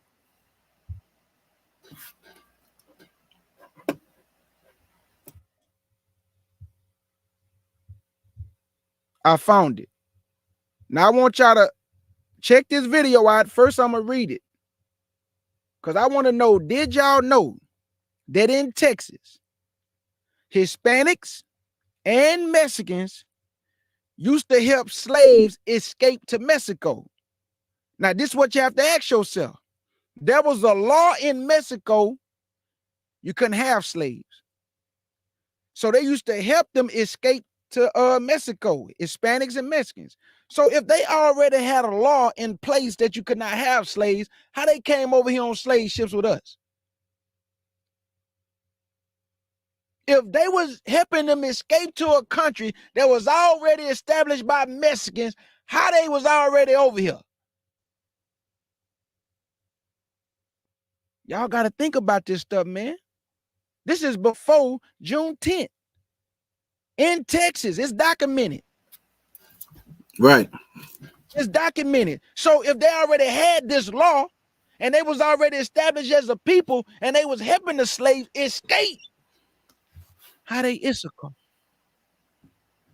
How they Issachar? Oh, Sam.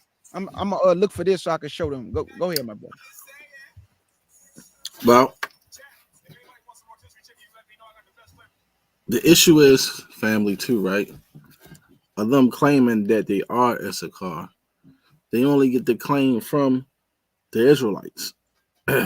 Okay, and we know Judah and Issachar had the same mother, came from the same parent lineage, was two Negro people.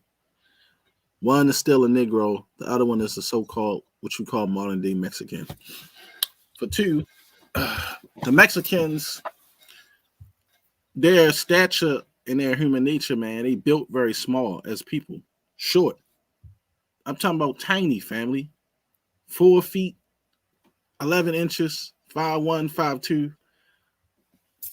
The average height of these people, they don't even get the average height of a man, most of them. About 5'10". They all tiny, man, very little. Short and statured people. Now, you do get some that'd be tall here and there, but majority of them are small statured people. Small statured people. Even their genetics and their genome is different from us. Now, you have some Israelites that says that Samoans are Israelites, like The Rock and Roman Reigns and Jimmy Uso and all of them. They not Israelites either. Yeah, they might got a little bit of Negro features on them because they mix with black people as well too, but they not our people either. But they definitely not Issachar. It's impossible. Now the Afro-Mexicans, I would say maybe possibly could be Issachar. I'm not going to say they not, but we know that they are people when they came off the slave ships. So that's what matters the most. Was you going to read that, K. Judah? No. You go ahead and finish your point, and I'm just going to show. Oh, okay. The Mexican government, my brother, already was established, Sham. So how can Mexicans be Issachar? Right. And not only that the scripture says that Israel shall have no power. We shall be few in number. Thank you. The heathen, the other nations, right? Right. And not only that, we shouldn't have a seat in the United Nations with the Gentiles anyway. Talk to me. So why would we have a seat in the United Nations? Israel is supposed to be a nation that's disenfranchised, for one. For two, we're a nation in exile. So we should be scattered amongst nations under other nations. Okay? And not established where we got a military. They got a military. They got a government, they got a military, they got the cartels, and they control the drug industry. You talking about a billions and billions and $1 trillion industry that these so-called Mexicans control. And the way that they murder King Judah is very heinous, brother.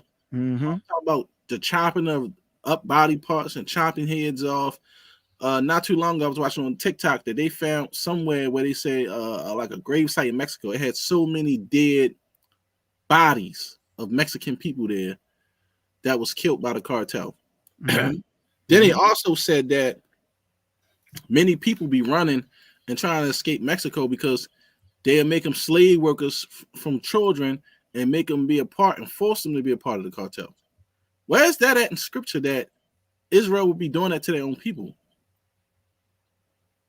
Like stuff that we read in scriptures, it tell us how Israel should be and the things Israel should be going through. Mm-hmm. How come we don't find none of that stuff in the scripture saying the tribe of Issachar would be powerful like that?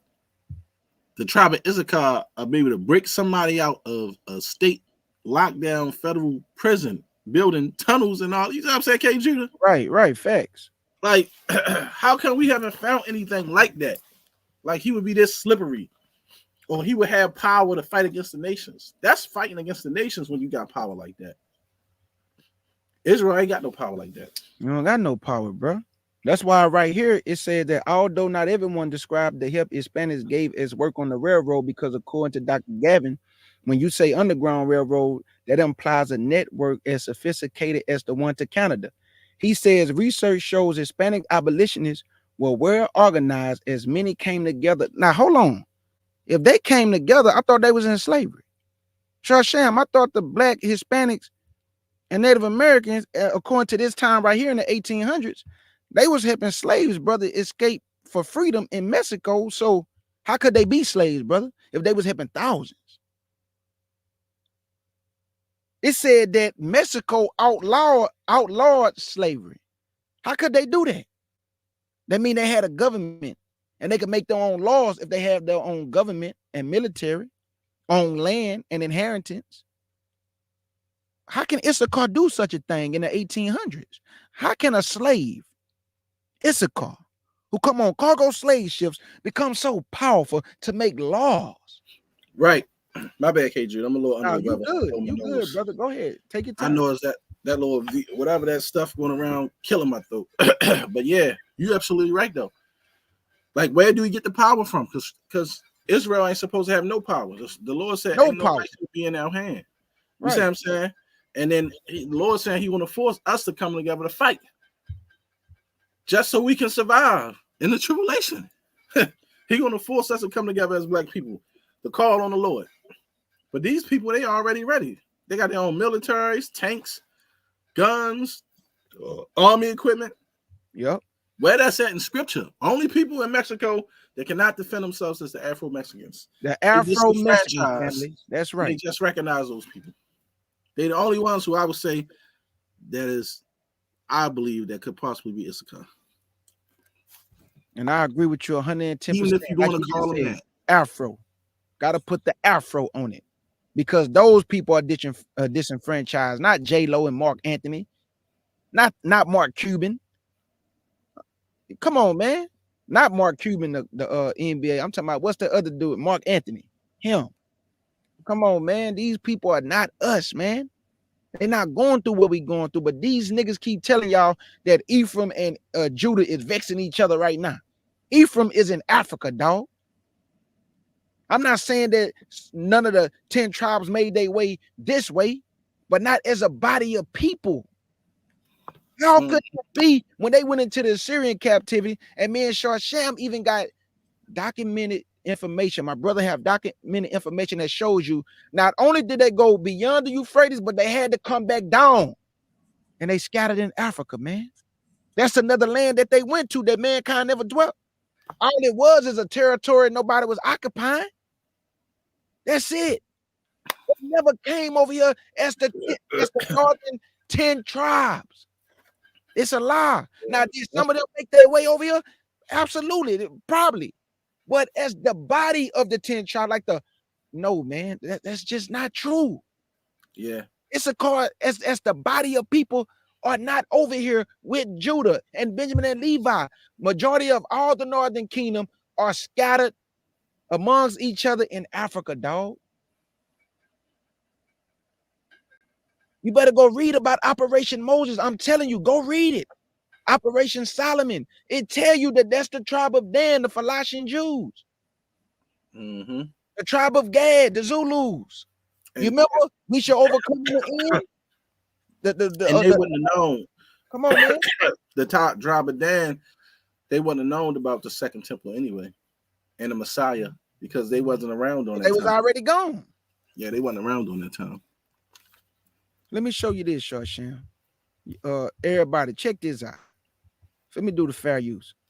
Because this goes to show you that this Issachar, right? Look how Issachar talked to his brother, so-called brother.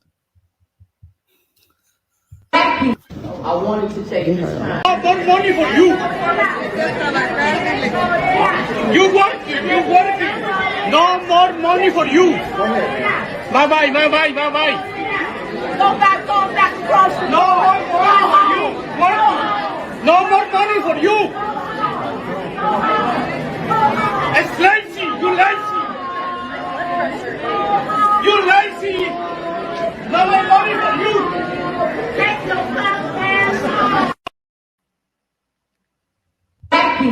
I wanted to take this time to clear up a video that I was on that was going around, where it's an immigrant that's in City Hall that calls us lazy. It's going around the internet, where he's saying, you lazy. No money for you. No money for you. It's going all around the internet. And I'm the woman that he was talking to. I want to clear it up. I ain't never been lazy. In fact, I'm a 30-year degree retired accountant. I was educated in some of the best universities in the United States of America. My mother paid cash for me to go to Howard University. I didn't leave with student loan. All right. I own property. So Vasquez, Lopez, Rosa, DeLeon, get your people. Set it straight. They need to know who they talking to. Period. Lazy is crossing the border, saving for money. Yes. Not working it out in your own country. Lazy is sitting up here acting like you're an asylum seeker. When the only thing you're doing is running to another country, standing on the flight of black people. Man, big I salute. agree. Big salute to the elder sister, man, laid it down. She say, Vasquez, Paleo. I love this short Sham. She gave them the business. Say lazy is crossing the border. Ain't work for nothing and receiving federal aid. K. Judah, it take a lot of energy to cross a damn border. You better talk to me, bro. It take a lot of energy to throw some clothes over some barbed wire and climb that gate and risk cutting your ass up and run to Chicago, from Mexico to Chicago, you get a $9,000 check. That's a lot of energy, bro. That's a lot of energy, bro. And ain't no Negro doing nothing like that on the foot, bro. Nah, like where I gotta go from here to where? Oh man, they keep that. That ain't gonna happen, bro. But they say we lazy though, huh? They you say know the thing about us?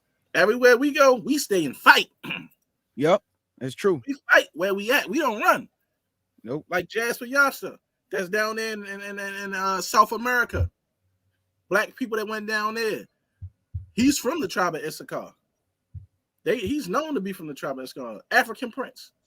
They got taken on the slave ships, family. He fought. They got a statue of Jasper Youngster. Okay, he fought for his people and freed his people in South America.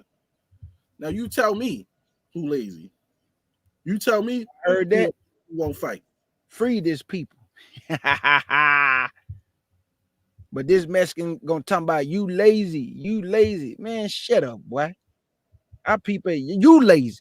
You the one coming over here getting $9,000 a month, and y'all standing outside, sleeping in front of police station with all your clothes in the basket, talking about lazy. Go get a job like they just pick yourself up by the bootstraps. That's what they tell us to do, Shawshan. Go get it out the mud. And what they tell us, my brother, go get it out the mud, right? That's right. Go get it out the mud then. See, every day I'm hustling like Rick Ross. Every day I'm hustling like Rick Ross. Your excuses don't want to hear your excuses. Either you're going to get up and do what you got to do to make it in this world, or you're not. Every day somebody got an excuse. I don't make excuses. I don't make excuses. I just go try and do what I got to do, whether I succeed or fail. So it is what it is. But I know one thing: my kids got to eat, and I, as a man, I can't sit here and look my children in the eyes, and they're gonna sit here and say, "Daddy, we hungry. Why ain't we got no food?" And I'm gonna just stand there and don't do nothing. That ain't in me. That's why I say, brother, that the curses can't be used as a cloak to be lazy. Because the Most High still can open up doors and bless us, even in the midst of people saying, we got curses, we got curses, we got curses. But the curses can be broken by obedience, brother. They can be broken by obedience. Now, we know that when the Lord redeem us, then we're going to have peace. I'm not saying that this propaganda system don't still try to do certain things and hinder certain things in our lives. But, man, you can work around it, man. If you believe in the Most High, he'll open up doors that they can't close. You just have to believe, man. And that's just the truth, family. I have so much faith in the Most High that I do not worry about the heathen. If I want to do something, I pray, and it's according to his will, and I pray for that door to be open, how can man shut a door that God opens? And how can he close a door that God don't want to be closed? This man not that powerful, man. We dealing with a base heathen, the lords of the lords, who's ruling in power. He said that the base men should rise up. You know what a base man is? The lords of the low. The lords of the low, man. Obama is a base man. He was a president. He's base. But y'all got this nigga in our history standing next to Malcolm X. This nigga ain't worthy to be standing next to Malcolm X. What did this nigga do for you? What did Obama do that changed your life for the better? Nothing. Nothing. But y'all love him though. Not y'all, but black people love this nigga, man. They love ham sandwich. I don't understand it, bro. Our people, you are so smart and wise. Use your brain, dog, that God gave you. Even in captivity, your people still do great things because our people are go-getters. Our people know how to get it out the mud. Our people know how to turn water to wine. Our people know how to create things out of air. Our people are the salt of the earth. But you didn't. The black guy that invented water out of air. When he said, "Oh, they say ain't no water." That machine he got. I'm surprised they ain't try to kill him. Don't lose your savior. Because you know they you know they kidnapped the African guy who invented the electric car that don't need no charging. All of a sudden now he done disappeared. Yep. They killed him in the Buffalo thing. So now he didn't disappear because he invented a car that don't need charging. That run out the atmosphere. And I knew this kind of technology existed because I believe that's how the chariots run. I think they use that kind of technology in the chariots where that's why they can move the way that they move. Because they run off the atmosphere. They don't need no gas. They don't need to be refilled. You see what I'm saying? And you got to think about it. Technology like that and things like that, that crashed the economy of the earth for the Gentiles. Why? Because back in the days, my parents and them told me they used to have light bulbs that used to work for years. Then they changed it, and now you got light bulbs that you change. That's how you make money, by making everything faulty. Because as long as it's faulty and it break, and you give it a time limit on it, then people got to come back and pay for more. That's why they don't make cars the way they used to. When you get in an accident and the cars ain't all dented up, you see what I'm saying? Everything got to be more faulty where you can get paid off of that. You know what I'm saying? Fact. That's the way of the world now. To monopolize off of faulty stuff. So everything you get is just temporary use. We know that light bulb is going to burn out within a certain amount of time. Everything that was built that years and years and ago, I'm gonna say about 60, 70 years ago, was much better than what we're using now. And it lasted longer. Everything else is just disposable. It's not durable anymore. Look at y'all brothers. This y'all people, huh? This y'all people, huh? Camp boys. This y'all people, huh? So you mean to tell me only 3 tribes look like me and Shawshan, and everybody else look like this? And K Judah, can you zoom in on that some more? I want you to zoom in on Ruben. Oh, hold on, I got you. Let me take it off of here, and I'm gonna open up the screen where I can zoom it. Hold up. Okay. I got you. Let me open this up real quick.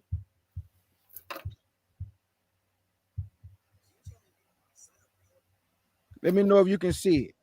Hold on, let me open it up. Okay, here it go. Can you see this, Shawshan? I'm gonna zoom it in right there. Yeah, I can see it. Okay, there you go. You see it? Yeah. Zoom in on the Seminole Indians. Okay, I got you. Let me go down some right here. Look at that. Yep. Can you get a little closer? Yep. I want y'all to look at this, family. Y'all see this picture here? Look at this picture here, right? Now, if you look in the middle, that sister there looked like a Negro female. Did she not? Yes, she do. Now, the other guy beside her without the paint on his face, he looks like an Asian mixed with something. A dark-skinned Asian mixed with something. Does he not? He look like a dark-skinned Asian mixed with something. Now, the dude with the paint on his face, he looked like he's probably the same descent, but he has something on his face to make him look funny too. He looks like a dark-skinned Asian that's mixed with something. You can tell by how he look in his hair. But that's the issue with the mixing that happened, right? Because you have a tribe of Seminole Indians that are Negroes. And then you also had these people that's claiming to be Seminole Indians that look Asian. Mm-hmm. How is that, Ruben? And how is that possible?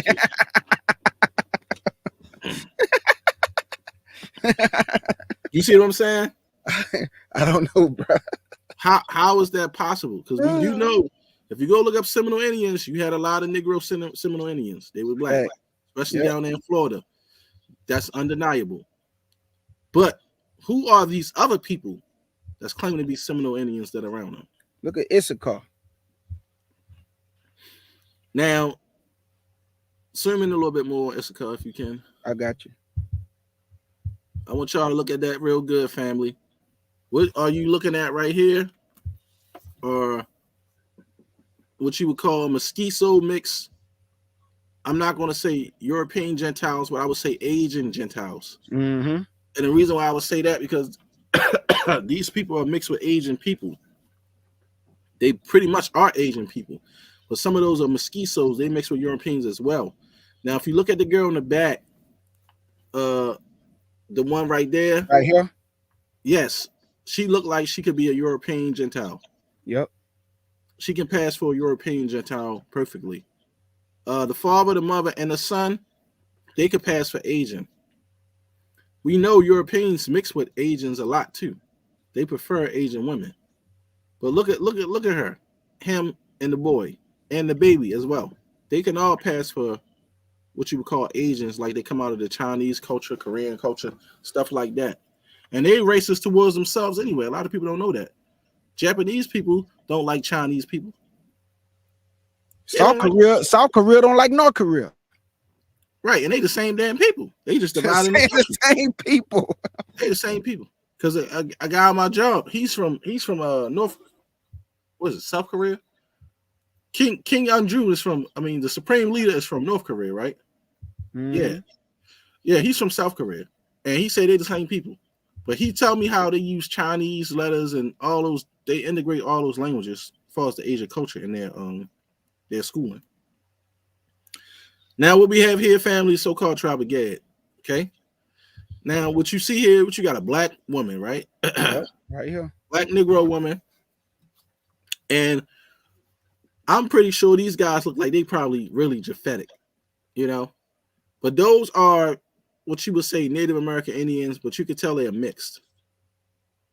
They look like they are mixed. They dark-skinned Asian natives, because you do have dark-skinned Asian people. A lot of people don't see them a lot, but you do have dark-skinned Asian people. The problem was the Asian people were dark, the original Japanese and Chinese, when you look at them, and they have woolly hair. A lot of people don't know that. Got little afros. But because of the race mixing with Alexander the Greek, when he conquered Asia Minor, Egypt, India, all those different areas, they changed the genetics of people because they was doing a lot of race mixing. And I think Alexander the Greek had a baby with an Indian woman, right? And had a son. His son's supposed to have been his predecessor. So a lot of people don't know that. But yeah. They're not Israelites. Ephraim, the cake unturned. Supposed to be on what they teach, right? Come on, the boy said the cake unturned. That's supposed to be Ephraim. Now, K. Judah, you notice they always talk about how Ephraim, you know, Joseph. I'm gonna just say Joseph. I want to say Ephraim because I feel like it's a disrespect to our forefather when we do that. Joseph was the greatest Israelite there was out of the 12. Mm-hmm. Now, some people disagree with me when I say that, but they just have to be honest. It's the truth. He was the greatest and favorite son out of the 12, according to his father Jacob. He loved Joseph. Okay, who'd had better works than Joseph? Nobody out of the 12. Nobody. It was Joseph, and then I say Judah next. Right. We just got to tell the truth. Joseph was his favorite son. Joseph did the greatest works. Joseph became second in command in Egypt. That's powerful. Powerful. In another man's land. Exactly. So we know the Most High was with Joseph. He was working with Joseph all through his life, even when he spent many years without his family, without his brothers, without his father, without his sister. Joseph went through some things. You know what I mean? So I know a lot of us may feel like, dang, Lord, we going through a lot. Imagine what Joseph went through. And he was in prison for 13 years. No, he was an Israelite. Had to live his life as a damn Egyptian. And marry an Egyptian woman. Sham, and he was in prison. Yeah, and being accused of rape. You know, like, he went through a lot. But these people have the nerve to say this man doesn't have a spot on the chart. Take his name and replace it with his wicked son. This wicked son, Ephraim. Our forefather Joseph. So disrespectful. But these people, we can just keep going. Oh my God, Naphtali. Argentina to Chile. Now, these people here. Man, I don't even think some of these people can grow beards. You know, like I don't really know what to say about this, King Judah. It's just I don't understand how they can keep pushing this stuff like this. You know, I mean, I don't understand it. To me, it's just more than a sellout, but I just think our people, especially our black men like us but not like us, they just have a fascination with sleeping with all these different women, you know. Yeah, all these different Gentile women, man. They hate the black woman so much. It's crazy. Let me back up a little bit. Okay, now we got Simmons. Look at Simmons.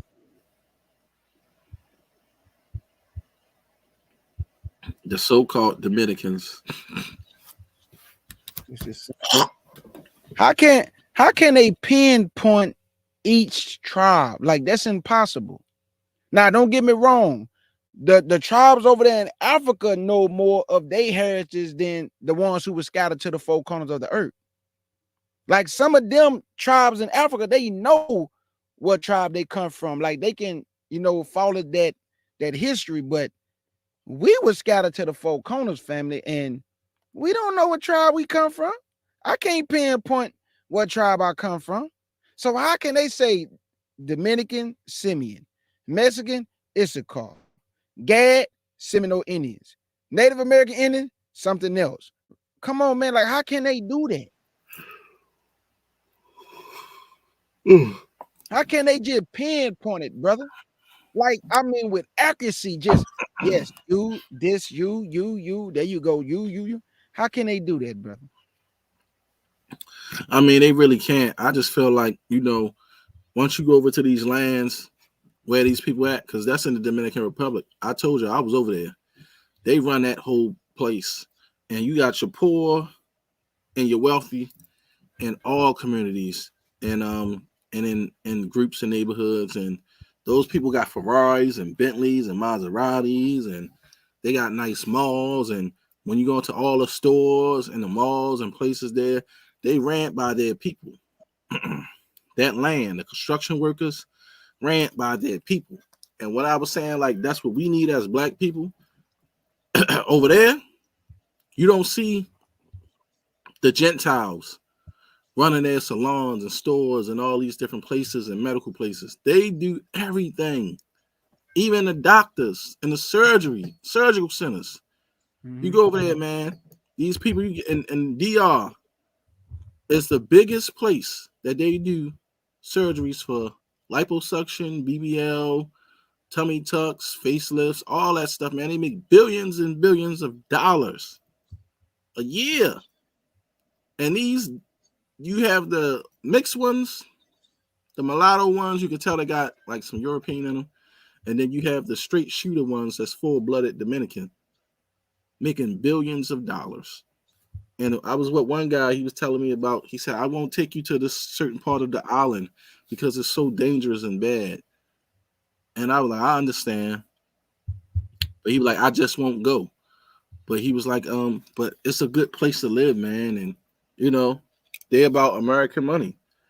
But at the end of the day, nobody can tell me that these people are going through what we're going through, because they're not. They got their own land. They got their own language. Right. And Sham, did you know this? Obama also supported tribal communities through certain provisions of the American Recovery and Reinvestment Act of 2009, which allocated $510 million, brother, to Native American housing. The point that I'm making, y'all, is that what make us so different from our other tribal brothers?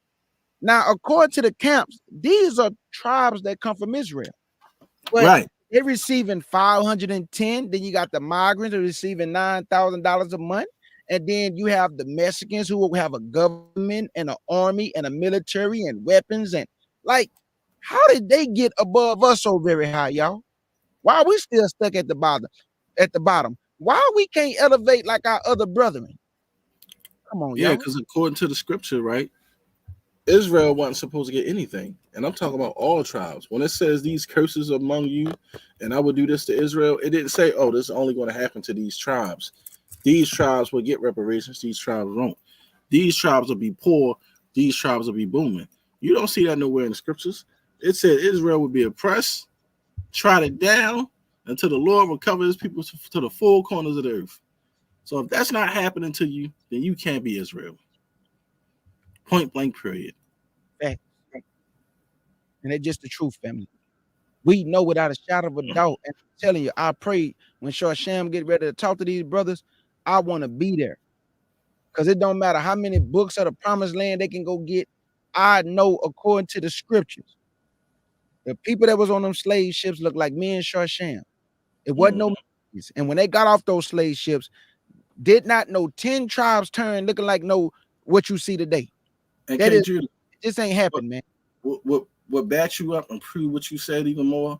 All you got to do is look at the slaves signs where it says Negroes for sale or Hebrews for sale. That's right. They was Negro people. There wasn't no Mexicans on them damn pictures.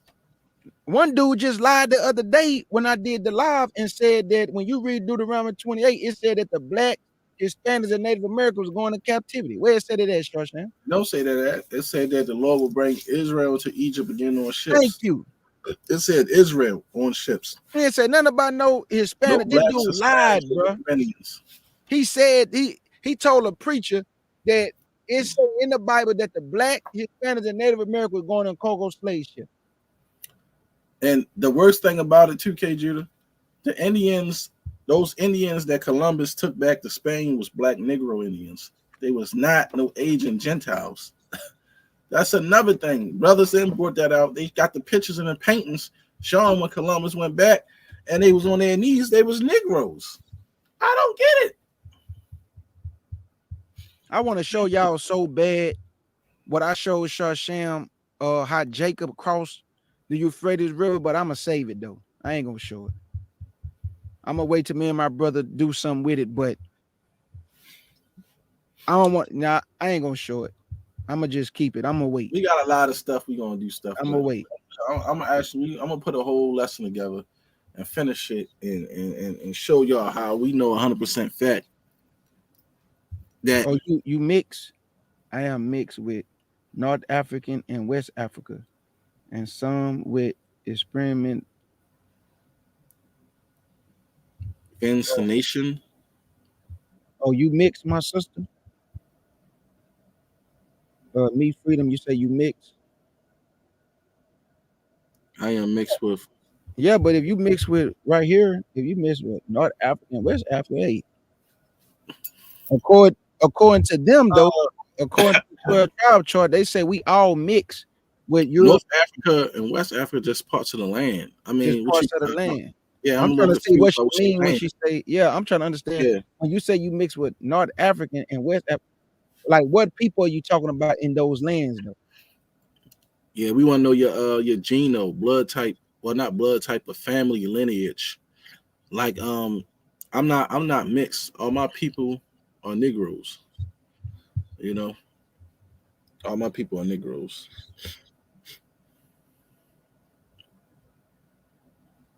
I can't believe how they would actually say we all mixed, bro. That's crazy to me. They just want to have the European blood. No, man, I ain't gonna lie. I never was gonna mix in this, man. But I found out on my mom's side some generations ago. I think it was like the great grandfather. His mother was white. His father was black. And he married a black woman. But let me ask you this. Your father, Negro man, right? Mm-hmm. And his father, Negro man, right? Mm-hmm. And his father was Negro man, right? Mm-hmm. So if your father was to name you after him, you would be what? My father? Yeah, you're like if your father was to name you after him, you would be whatever your father's name is, you'll be the what generation? The third or fourth. But I that's what I was saying on my mother's side, because I think it was like when she was telling me, I got you. And I was counting the generations, I was like, damn, that's like fourth generation, fifth generation, so I'm good anyway. When she told me that, but she was telling me like when she found out, because they was going through our family history. Yeah. And yeah, one of my grandfathers did, great grandfathers did have a white mother, I found out. Mm-hmm. But he married a black woman. And I was like, oh. So I was like, I ain't gonna lie, I was a little shook for a minute. But he was like, yeah, he married a black woman. And then he had, you know, my these parents, and then my great grandparents, and my grandparents, and my mother. So I was like, oh, okay. So I'm counting the generations on when I came down. I'm like, oh, I'm good, I'm straight. You know what I mean? Like, you know, because everybody else down the line are black people. Right. So it's like he cleaned the seed back up. I was just about to say that, because if I was named after my father, I would be the third. Right. From my father's father. You see what I'm saying? So that's on my mom's side. So I think I got you. I think I'm fifth generation for my family. Okay. Fifth generation. So yeah. So I was like, because I was saying, ain't no way I can't be a man's, or I ain't got that in me. It's no way. I don't feel that. Like, And then I was like, I'm like 5th generation, so I was like, I'm good. Like, I'm good. I just don't be understanding, like, for instance, okay, you look at a person like Gorilla Hebrew, right? When you look at that man, and because of the 12 tribes chart, they allow him to creep in, and now he an organization. He claimed to be a Levitical priest. Now, me and Short Sham, if that boy walked into the holies, I'm talking about the veil before the holies of holies, just the holy place, not the holies of holies that was behind the veil. He couldn't even walk in the door, Short Sham. Well, he can't come in the temple, period. He ain't come in the temple looking like that. Yeah. Come on, man. He's already rejected because of that. How you, like, I can't believe he called himself a Levi priest, bro. Because he would be considered unclean. The fact that the way he looked, it's like the Most High say when he said, Miriam, when your father has spit in your face.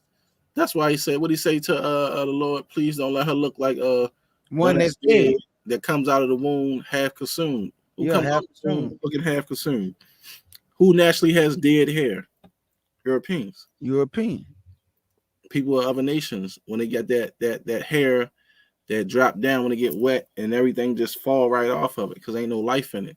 Black people hair, we hold water and the water glistens on our hair.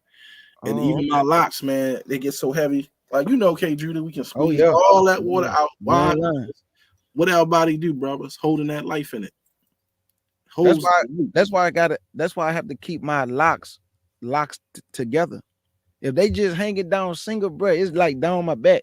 And I don't want my hair to be like to my buttocks. Like, I'm a man. I don't want my hair down there, bro. That don't look right. That's why I cut mine. Yeah. I want it long, but not down there, bro. Like, no. She say that she from Morocco and Egypt. My father from Nigeria and Sudan and more of the West Africa. And I lived in Netherlands, Amsterdam. Okay, that's what's up. All right. Yeah, you had a lot of the a lot of the people. You had some Negroes over in Morocco, and we got, man, our people everywhere. For us in the Sudan, a lot of those ancient Egyptians was pushed there in the Sudan. The northern lands, Amsterdam, I can't really tell you. I don't know too much about that. Well, people was that over there, but definitely the Sudan. Egypt is full of Ottoman Turks, so majority of those people over there are people from the Ottoman Empire that took over Egypt, European whites, and they're a bunch of mixed Mongol Gentiles. That's what the scriptures talk about, the mingled people. They who the Ottoman Turks is. They're a nation of mingled people. And that's why the Most High also stopped comparing you to Egypt, because I got a book called Atlas of the Bible in the last 2 million years, and it tell you when the Arabs came in and invaded Egypt. This is why the Most High have to compare you to the Ethiopians. Now, at first it was the Egyptians. You remember, Paul, are you not that Egyptians? And even when they went and buried Jacob, they said, and the Egyptians had a great mourning. But now he compared you to the Ethiopians because God is a wise God. He can't compare you to Egypt no more because the Ottoman Turks are there. Those are Turkish babies. Those are not the real Egyptians. But they be telling people, we from Egypt, we Egyptian. Those are not the Egyptians, bro. They are not the real Egyptians. So he compare you to Ethiopians now because they still occupy their territory. Yeah, the Egyptians and the Ethiopians and the Negroes, we all have that Negro phenotype look with similar hair look, but we still different people. No, what I need to change the title for? I'm being funny with my title. I don't need to change the title. The Northern Kingdom / migrant. Them niggas ain't my brother. The real Northern Kingdom ain't over here. That's why I put migrants on there. These are migrants over here in the United States of America. My brothers and sisters in Africa, they most certainly ain't no migrants. They look just like me, brother. These people ain't my people, so I'm gonna put migrants on it. Northern Kingdom migrants. I need to make a shirt say Northern Kingdom migrants. And guess what? I'm gonna make a 12 tribe chart, and on side of the name where it say what tribe they come from, I'm gonna just put migrant all the way down till I get to Asher. Just migrant. Reuben, migrant. Asher, migrant. Because the real Israelites are over there in Africa. And they look just like me and you, with the woolly hair, with the nice beards on their face, with the beautiful skin tone, different shades of brown is our people. Now, this title that I created is for the fake migrants. I mean, the fake Northern Kingdom. That's why I put /migrants. Are the only ones receiving help from the government. Hey, brother, it's a joke. You right, unknown one. I don't know if y'all ever watched a movie of Pop the Lip, though. Go watch Oh, that yeah, movie. I watched that movie. Yeah, they was really doing that kind of stuff. And then, like, did you see their teeth? The way that they had the tribal marks, the things that was going through their ears. Like, they are Asian people, man. They eat like that. They live like that. You know, Asian people, not to be disrespectful, but they'd eat damn near anything. It don't matter. Y'all don't believe me? That's you can right. look up, if you want 2K Judah, hopefully they shouldn't flag you. But if you type in the world's scariest meat market right now is on YouTube, you'll see all these food that these Asian people eat, from monkey, bat, snake. I saw it, brother. Yes. I think I told you about that a long time ago. Rats, field rats. Type in the world's scariest meat market, and it's all ran by Asian people. I seen them eating a bat raw, just bit the head off. It's crazy, man. And Hey, Shiro, stop playing with us. Sitting over talking about they your people. You need to drink the Kool-Aid and get it together. Man, them niggas ain't my people. My people are you. I love my people, bro. Or who can marry a Mexican? I think she'll look nice with a nice little short Mexican guy on her own. Don't you think, K. Judah? Man, them Mexicans ain't nothing but 4'2". Arca gonna boss him around to tell him get it there, do what she say. Oh, he gonna come in there like a taskmaster. But Tasmanian devil. You cook taco, flatbread. What you want to eat today, my love? My love, what do you want to eat today? I cook taco and salsa, mestizos. I cook salsa and mestizos and wrap it up in nice meat. I got you, my love. Let me go type it in. She said she'll do Roman Reigns and Jason, my mama. I don't know who that is. Let me see. Roman Reigns is a Gentile too. He got lupus too, cancer. No, he ain't got lupus. He got what do you call that cancer? Leukemia. Oh man, it's right here too, Short Sham. You ready? You go ahead, put it on, bro. Hold on, bro. Let me open up. You gotta take August Dream comment down. Okay. Well, these people nasty, bro. Honey Badger Gang. A Mexican gonna tell Oracle, let it snow. Let it snow. All right, here we go. I'm gonna look him up, Oracle. I gotta see who that guy is. Oh my God, look at this, Short Sham. Oh my God, these people, man, these people disgusting, bro. But these Israelites, though. These Israelites, though, y'all. Today, we're visiting one of Asia's most extreme markets. About a 1-hour drive uphill from the city of Manado lies Tomohon, and what was once the largest market in the city. Welcome to Tomohon Market. I'm here with Ali. Yes. Brother, thank you for joining me today. How long has this market been here? It's been forever, like since we know Tomohon, like it's already here. Local vendors and local people shopping. Ali has joined to help me get acquainted with the locals. In English, it's snake fruit. And the snake skin comes right off. It's like this fruit has scales on it. It's nutso. The concept of normal here may be very different from your own, but I'm not traveling here to condemn the local way of life. I'm here to learn more about the Mina Hassan people of North Sulawesi. Can I ask you, how do you prepare your bat? Locals here are as playful and jovial as any other market I've been to in Asia. Nice to meet you. Thank you. But even for me, someone who thought he had seen it all, this place was tough to take in. This is my first time eating dogs. My man said it was tough to take in. People think alike. People will actually capture the dogs, right? Yeah, our dog here too. 2 dogs. Yeah, that's why I don't like dog anymore. Welcome to Tomohon Market. They disgust me, bro. I mean, got my We're stomach entering just the market nasty. now. Gee, we already found something. Yeah. I was like, what kind of fruit is this? It has a tail. Is it okay if we film your animals? Oh, she paused it. Oh, yes, it was. There's a bamboo. Is it bamboo? That's a bamboo. They skewered the rat through its entire body, and it looks like they roasted it a bit. Yeah. At least they got the hairs off. I'm gonna touch its body. Oh, it's like my grandpa's wrinkled neck. How much is a rat? Berapa harganya? 25,000. 25. Is she charging me the foreigner rat price? No, no. Everyone pays that. Yes. Okay. Where do you get these rats? They got it from the forest, from the woods. Why do you sell rats? I'm so curious. Dia nanya ini sih, kenapa jualnya tikus gitu, nggak jual kayak buah-buah. She's just looking for money for a living, she said. So this is just what was most viable for her. She's like, I know how to catch rats. I can catch them, cook them, and sell them. She said like she's taking a bit of profit from selling their rats. So good. Have you eaten rat before? Not yet. Oh, you haven't? I haven't. I could be teaching you about rat. Probably. Are you willing to try it?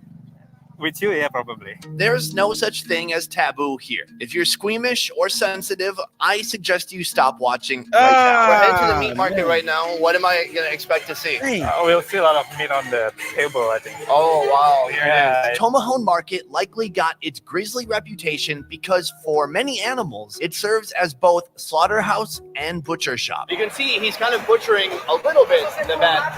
They keep most of the body intact. So he just does a few quick cuts. And he just pulls out the bowels. Yeah, and they burn it so that their skin, their fur is taken away. I mean, the stench in here is just burnt animal hair. The smell is a little disconcerting. It's not the best smell. The cuisine in this region is like nothing I've seen before. Why is he roasting the wings? Kenapa dibakar ya? Oh, a lot of fur in the wing area. That's why he has to burn it. So we have to get the fur off of the wing too. And the odd selection of menu items here is the result of the Minahasa people never fully becoming an agricultural society. Jesus! Oh! That's so huge. How much does this one cost? 60 or something. Batman, you're Robin? You don't want to be the bat here, trust me. We probably don't want to be the Robin either. Without farm-raised animals, the meat here is largely hunted and caught in the wild. Have you ever had bat? Yes, of course. You have? What do you mean, of course? Of course, it's common food here. He's like, I don't eat rat. It's like, have you had bat? Of course. So instead of pork, there's wild boar. Check this out. He's got the flamethrower. That's a boar. Oh, so this one is the boar. Not only are they selling bats, but over here they have boar. Yes. This Boar is nigga a got the wild food on the big float, piece of meat, dog. right? Yeah, so they catch it also from the woods. All these animals, all this is Nigga still so disgusting. plentiful here. Like, Yeah. they're still able to capture boar, catch these wild bats. Yes. And instead of beef, I guess there's bat meat. I'm going to be honest. I'm a little overwhelmed right now. Okay. I see there's a lot of different interesting stuff here. Let's keep moving. Yeah? All right.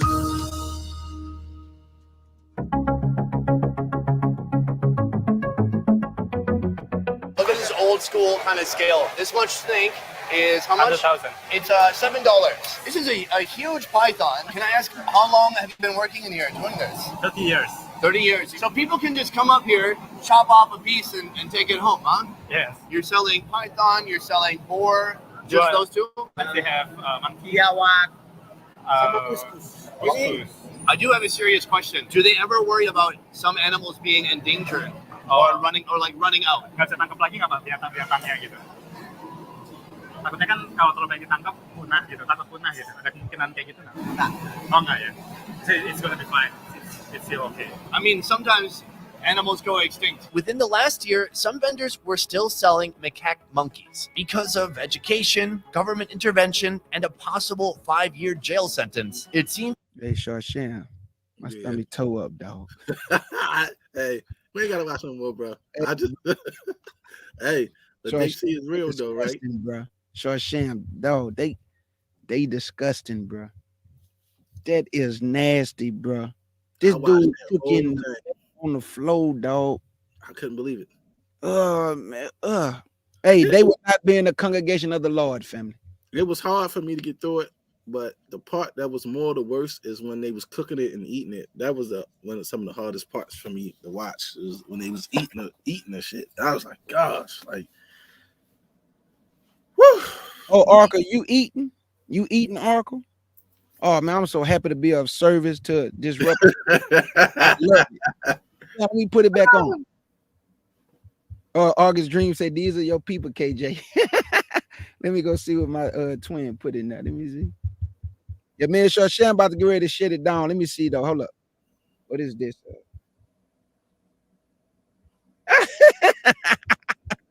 Let me play this video, bro. Sham, look.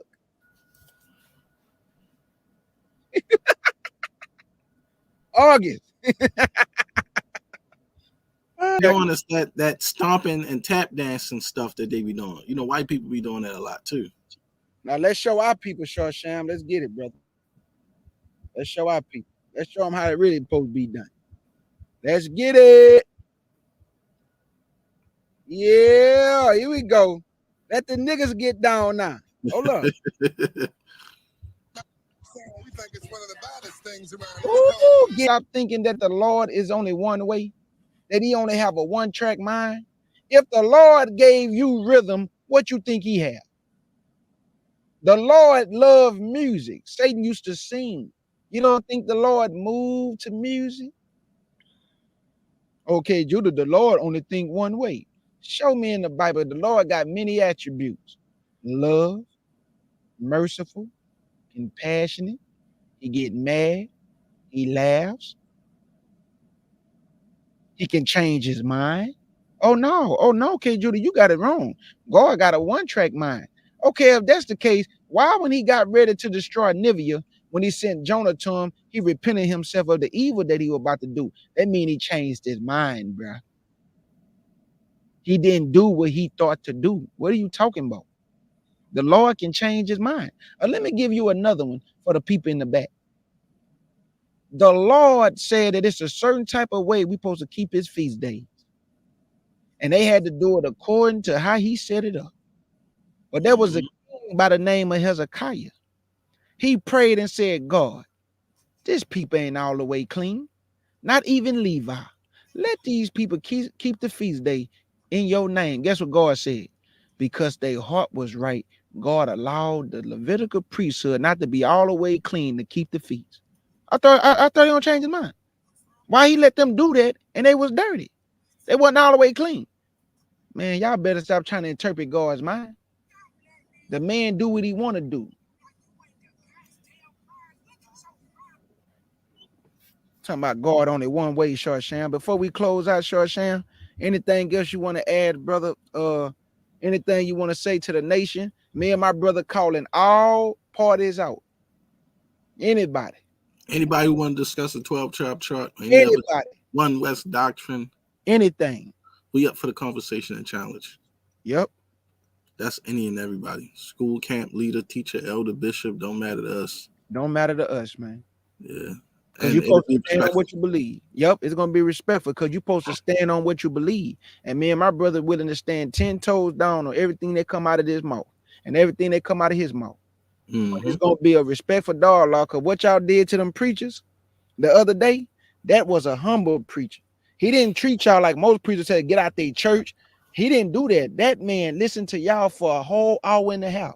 He didn't open his mouth one time. But when he got ready to talk, what did he tell y'all? Come on, bro. Like you've been talking for a whole hour. I said nothing, bro. All y'all went in there to do is cut them people. Because y'all bullies. Y'all bullies with the scriptures.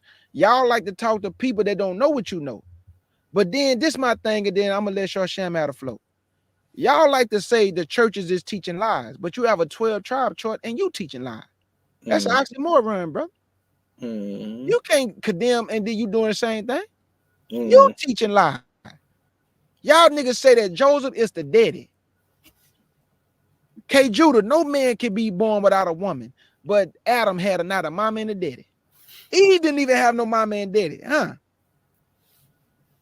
Took the rib and made him a one man. Go ahead, Shoshan. You know, my birthday was January 28th. You know, I didn't get a gift, the gift that I wanted. All I wanted was to see Oracle do that church dance when they be doing a little stomp and step. All I wanted to see was Oracle to do the dance. So Oracle, please make a video and upload it. We want to see you do that dance, do that dance. Hey, do that dance, do that dance. And that's it. Do the Humpty Hump. I do the come on, baby. Do that dance, boy. They be tiptoeing in church, y'all. I'm talking Well, about. Short Sham, you know you about to get it on TikTok. Don't you dare that do no dance. That's right. That's right, my sister. They are not us. And we're gonna keep going hard in the paint. Me and my brother Short Sham. You got my brother Israelite Judite who been handling his business on his channel. You got my brother Abner who went face to face with a whole camp. Israel United in Christ and told them, boy, get your up out of here with that bull crap, teaching that false doctrine. The boys jumped in the car and sped off. They wouldn't let my brother talk, though. They tried to muzzle my brother. When he got ready to talk, they jumped in the car and then called him unlearned. Called my brother unlearned. But they wouldn't discuss no conversation with the brother, though. So that I already know how it's going to go. Me and Short Sham, we going to be respectful. But you know how it is. When men can't prove what they supposed to prove and they run out of things to say, it turns to disrespect. But what we asking all challenges, anybody, we going to be respectful. We just want to talk to our brethren about the doctrine and the deception that they out here pushing on Israel. That's it, man. I want somebody to stand up for the 12 tribe chart. Don't just tell us this is accurate. Come show us. When you in face to face with other men with knowledge and understanding and wisdom, it's a difference, man. Nigga walk in the room with Michael Jordan and feel small. That's what Damian Little said. That's why I said he walked in that room with Michael Jordan and felt small, bro. Because now you're in the presence of greatness, bro. Like, you good, but this man is upper echelon, dog, in his field, bro. Because he mastered his craft. Yep. And that's why Michael Jordan is one of the greatest basketball players, because he actually worked hard on his craft and he mastered his craft. And next to him is Kobe Bryant. Kobe Bryant mastered his craft because they worked hard at it. So I work hard to get understanding of the Bible. It's not about like beating niggas up with the Bible. It's about the truth, though. Y'all teaching lies to the nation, bro. Mexicans, Native Americans, and Hispanics, you have your heritage and your culture. Go enjoy your culture and let us have ours. Exactly. You are not us, bro. You can serve the Lord, though. You can have faith in Yahshua. Nobody not saying you can't serve the Lord, but our heritage belongs to us. Let us have our heritage. But the Negroes don't want that because they hate for all Israel to be black. It's just something about them Negroes can't see that all the tribes are black. Y'all going off of skin doctrine. But when you call the white man the devil, are you not looking at his skin? Oh, no, okay, Judah, we just looking at his actions. Man, you calling that man the devil to my, look at this white man, he pale face. Why are you looking at the complexion? Why you calling him the devil saying, look at this pale white man. He got leprosy. He unclean. I thought you don't look at skin color. Go ahead, Short Sham. You're right, bro. But yeah, we're willing to take on any and everybody. Anybody who want to discuss it, we'll do it civilly, you know, and you ain't gonna win. I can tell you that right now. You ain't gonna win. But yeah, we definitely up for the task. Anybody willing to discuss the 12 trap charts from IUIC or any congregation, but we know y'all not gonna do it. Not with us anyway. Not with us. K Judah, who do you know out there that we can get to teach Oracle that dance? We couldn't do it. But we know somebody, you know, somebody that's Michael Jackson bad. How about somebody like Jordan can teach Oracle that step and dance. Yeah, the step and fetch. That's what they call it, right? The step and fetch. Yeah. I'm gonna think of something, brother. I'm trying to think who would be able for her to allow them to teach her and she not get gangsta on them. I'm trying to see. I think the only person who probably could teach her to dance is probably somebody like a Ciara, Janet Jackson, you know, somebody who can dance like that, you know. We can use Roman Reigns. She like Roman Reigns, so I guess we can get Roman Reigns to teach her. What if we just use like a Mexican lady though? That'll work too. Name Slickback, Flatback. So Oracle, you gonna tell me you see this K Judah? You gonna tell me you're not gonna give me my birthday present That's all I wanted for my birthday was for you to do that dance for me, so I can see you and say, "Go to Uncle, do that dance, do that dance, do that dance, Uncle, do that dance, do that dance, do that dance." Do the hunt. Ooh. So you're not going to do that dance for me, Uncle. I'm hurt. I am crushed. That's all I want. She said, if y'all can get Cat Williams, I will learn it. Cat Williams, man, I love Cat Williams. Cat down to earth, boy. You know, Cat like to help black people too. I'm like, Cat, teach how to do that dance, boy. Oh, he freedom. I'm Michael Jackson, little baby. I'm his baby. I'm his son. And me and Sharshan, we represent the honey badger gang. All day. Honey badger is the most fierce little creature on earth. And me and my brother use that as a representation to show how fearless we are when debating, when standing up for what we believe. And it doesn't matter, man. Us just as a man, we fearless, man. We're a different type of breed over here. I told you all, the most I could ever do in church when they started on that piano doing that shout music, I'm just going to make my hands go 2 times instead of 1 time. Going to clap fast. Nigga, please. You are not Michael Jackson's son. And I've on August Dreams. And I'm not Michael Jackson's son. That's all I gotta do. Follow August Dreams. We are the hunt. Look at my August Dreams. No. Sister Eve, no. Arca is the only one be hating on me, dog. She told me on TikTok, go take down that Michael Jackson bad out your name. Nigga, please. I'm leaving Michael Jackson. I'm Michael Jackson bad. She told me take the honey badger down. No, we ain't taking nothing down. Sham is a honey badger. The man is a different type of breed. And I'm drop dead gorgeous. Look, that's my brother. Now, why somebody make a video and say, you heard that nigga K. Judah telling his brother, y'all niggas make a video of anything. Thank you, August Dreams. Look, Sharshan, right here. Look at my twin sister, dog. That's it, bro. That's all right, I know. August Dreams. That's right. August Dreams. Let me see what Sister Eve said. Thank you. Look at Sister Eve say, Arca, sis, you gotta stop hating, sis. Come on now. Both of y'all think y'all are so pretty. As a matter of fact, I'm gonna put up a video together with y'all. You gotta flap the hair like this for him. You know how it is when we get them. Hey, boy, our locks gotta let the locks hang, bro. Gotta let the locks hang, bro. I feel power in my hair when I walk around. Strength and power and masculinity and ferociousness, like Mike Tyson. Like Mike. Hi, my name is Mike Tyson. I'm ferocious.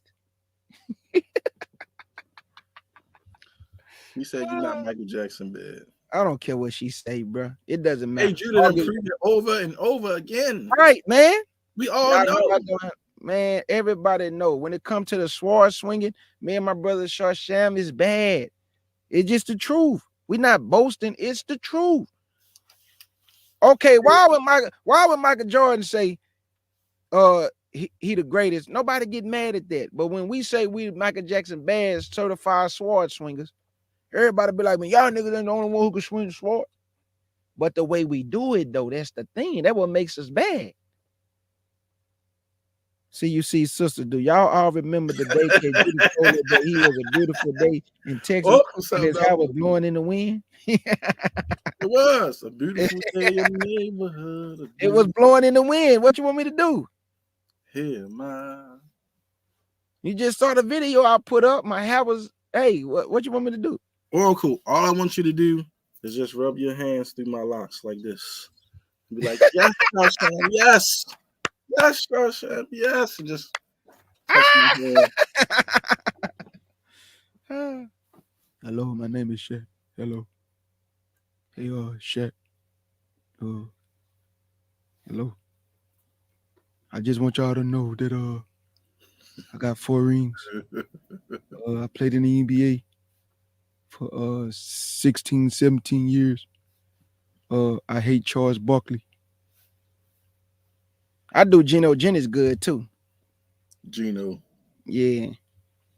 I do that boy good, Sharshan. I do Brother Jacob good too. From the Hebrew network. For the Hebrew Israelite network, Brother Jacob. I do him good. Don't do that, Oracle. Don't do that, Oracle.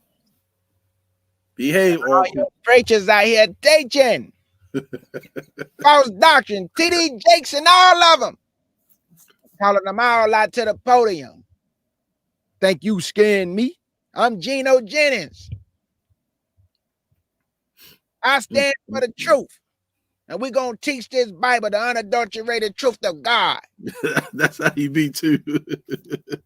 Ain't nobody scared. And then you had Israel, united in Christ, come in front of the church, lined up, talking about Geno, come outside. Like they was scaring somebody. Like Geno gonna run. I'm from the hood too. But back to Shaq though. Let me and my brother get up out of here, dog. Yeah. You see Oracle trying to be bad, K Judah. You see what she doing now. Oracle, you gotta stop. You gotta stop, Oracle. Hating on Short Sham. The brother is bad. Let him be bad. As I Shaq talk Short Sham. Let him be bad. My brother's is Michael Jackson bad and he's a honey badger. This is what we're gonna do for Oracle, Short Sham, before we get up out of here, brother. We gotta hit up with it, brother.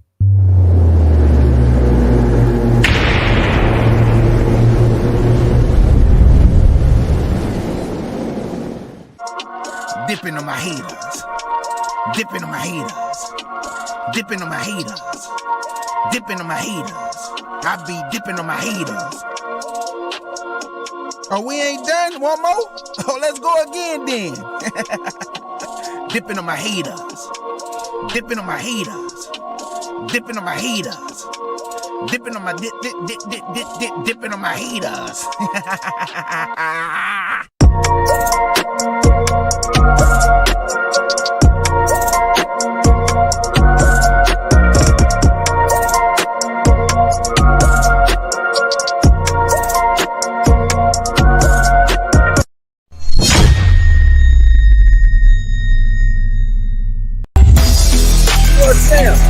Let me stay on that board, brother.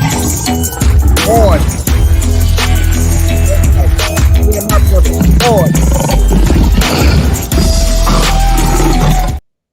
Did you see that oracle on the sword when it went bing? It said sword swinger. That's what me and Short Sham, we some sword swinger. Get it right. And have a good night. And Oracle, it's official. You are my honey badger girl. My honey badger girl.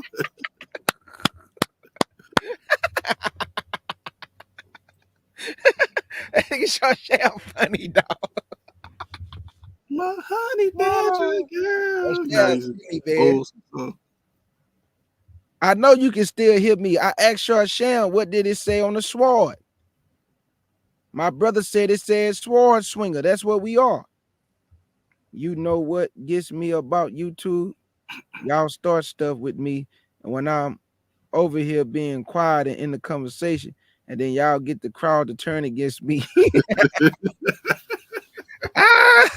It's no, we okay. wouldn't do that, Oracle. We love you, baby. We love you. We would never do that. We love you. Man, nobody worry about that Negro. She gonna be cursing me out as soon as I get off of here. All right, family. We love y'all, man. Everybody have a blessed night. Thank y'all for participating in this live. I pray that somebody got some understanding to stay focused, stay vigilant, stay on guard. Some about to pop off. I just don't know when. I don't know when. Don't know where. But it's gonna pop off in the United States of America. But I don't know when it's gonna start, where it's gonna start, but we know it's gonna pop off. We know it's gonna start though. And guess what? Black man and black woman, the Most High gonna push you together. That's the only thing gonna work is when he force your behind to come together. Then what you gonna do? What? You gonna try to run from it? Where you gonna run to? Where are you gonna run to? He gonna force your behind together though. It's gonna happen. Yeah, I just want to say I love y'all. Most High bless. Thank y'all for letting me come join the P family. I'm a little sick still. This nigga said I did not see where it said sword swing. Short Sham, didn't it say sword swing on the sword, bro? Yeah, it did. She trying to be funny. Talking about she didn't see. Look at it close. because it go by quick. She trying to be funny, bro. She saw it said sword swing. May the Most High bless his people. Ark is my beloved sister, y'all. We do this all the time. That's all me and her do is fight. Because she's a hater. She be hating on KJ. I'm Michael Jackson bad. I moonwalk all over the scriptures. Sharsham is Michael Jackson bad.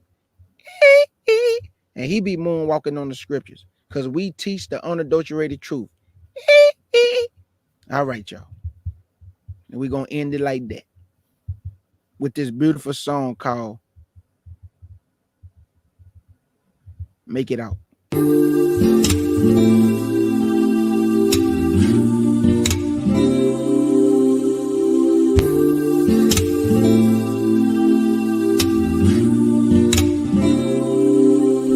If I had to look you in the eyes, I don't think I could handle it. Trying to ask for it. It's not about me or my pride. I'm just trying to abandon it. Can't take a risk. Hands and knees shaking, voice nearly breaking, calling out your name. You know my heart and it's tearing me apart. I just hope you understand. Gotta fight myself each and every day. I keep getting in my own way. So if I fall before I'm taken, will you pick me up and tell me you gon' make it out? Tell me you gon' make it out. Tell me you gon' make it out. Tell me you gon' make it out.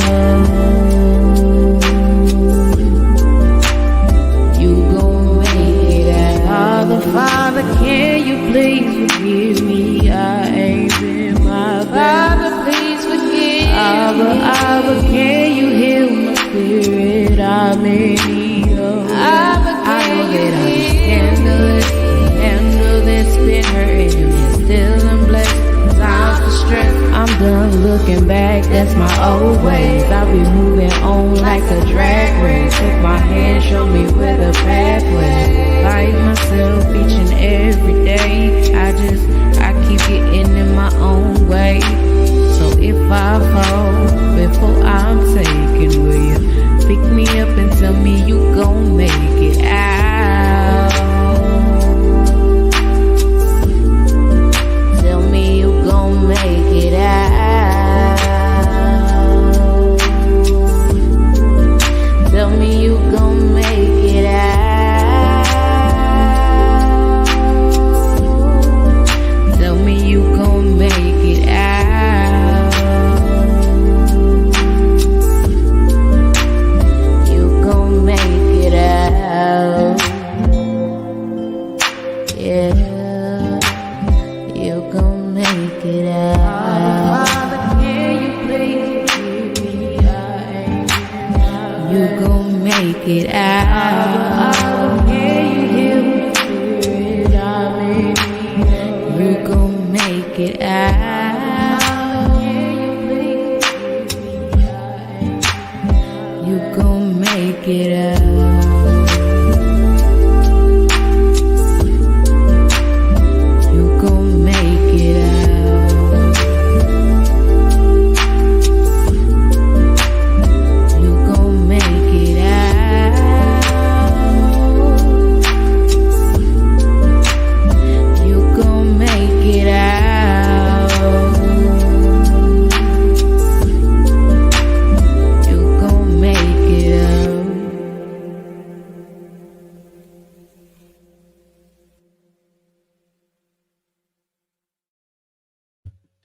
Say, family, you gonna make it out. You're gonna be redeemed. Your redemption draw nigh. Yahshua HaMashiach will come and rescue you and gather you and save you from all the places whether you've been scattered. Then he's gonna bring you into the wilderness according to Ezekiel chapter 20, verse 32 to 38. And he's gonna plead with you face to face like he plead with your fathers. He's gonna make you pass under the rod to make sure you're gonna obey. And the rebels, he's gonna cast you out. unless you change your behavior and your ways. So all Israel will be saved according to the Bible. But the point that you being saved, you want to make it out the wilderness to get into the land of Israel. That's the whole point.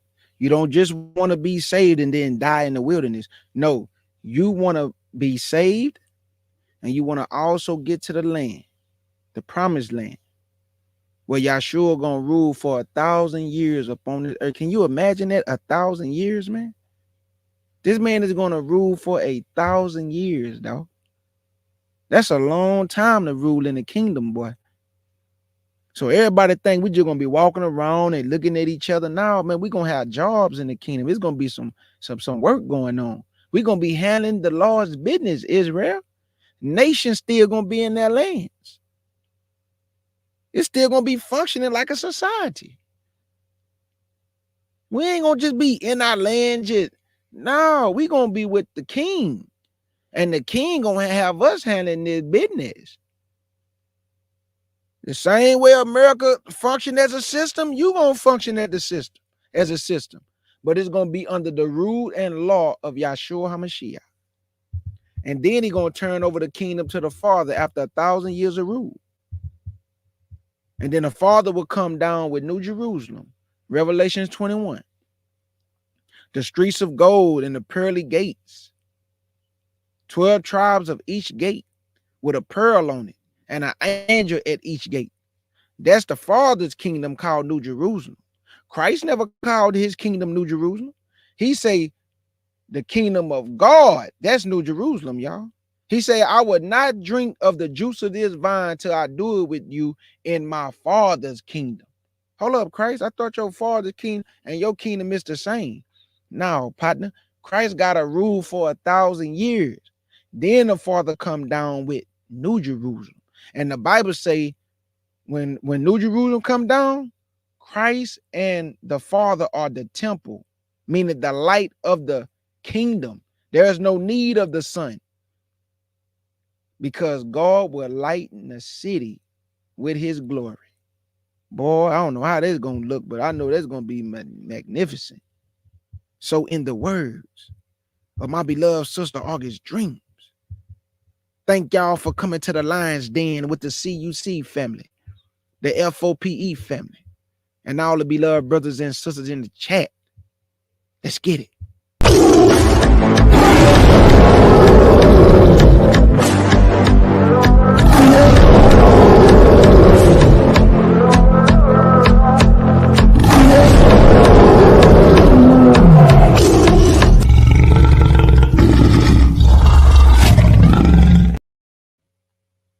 And your brother K. Judah wanna say shalom.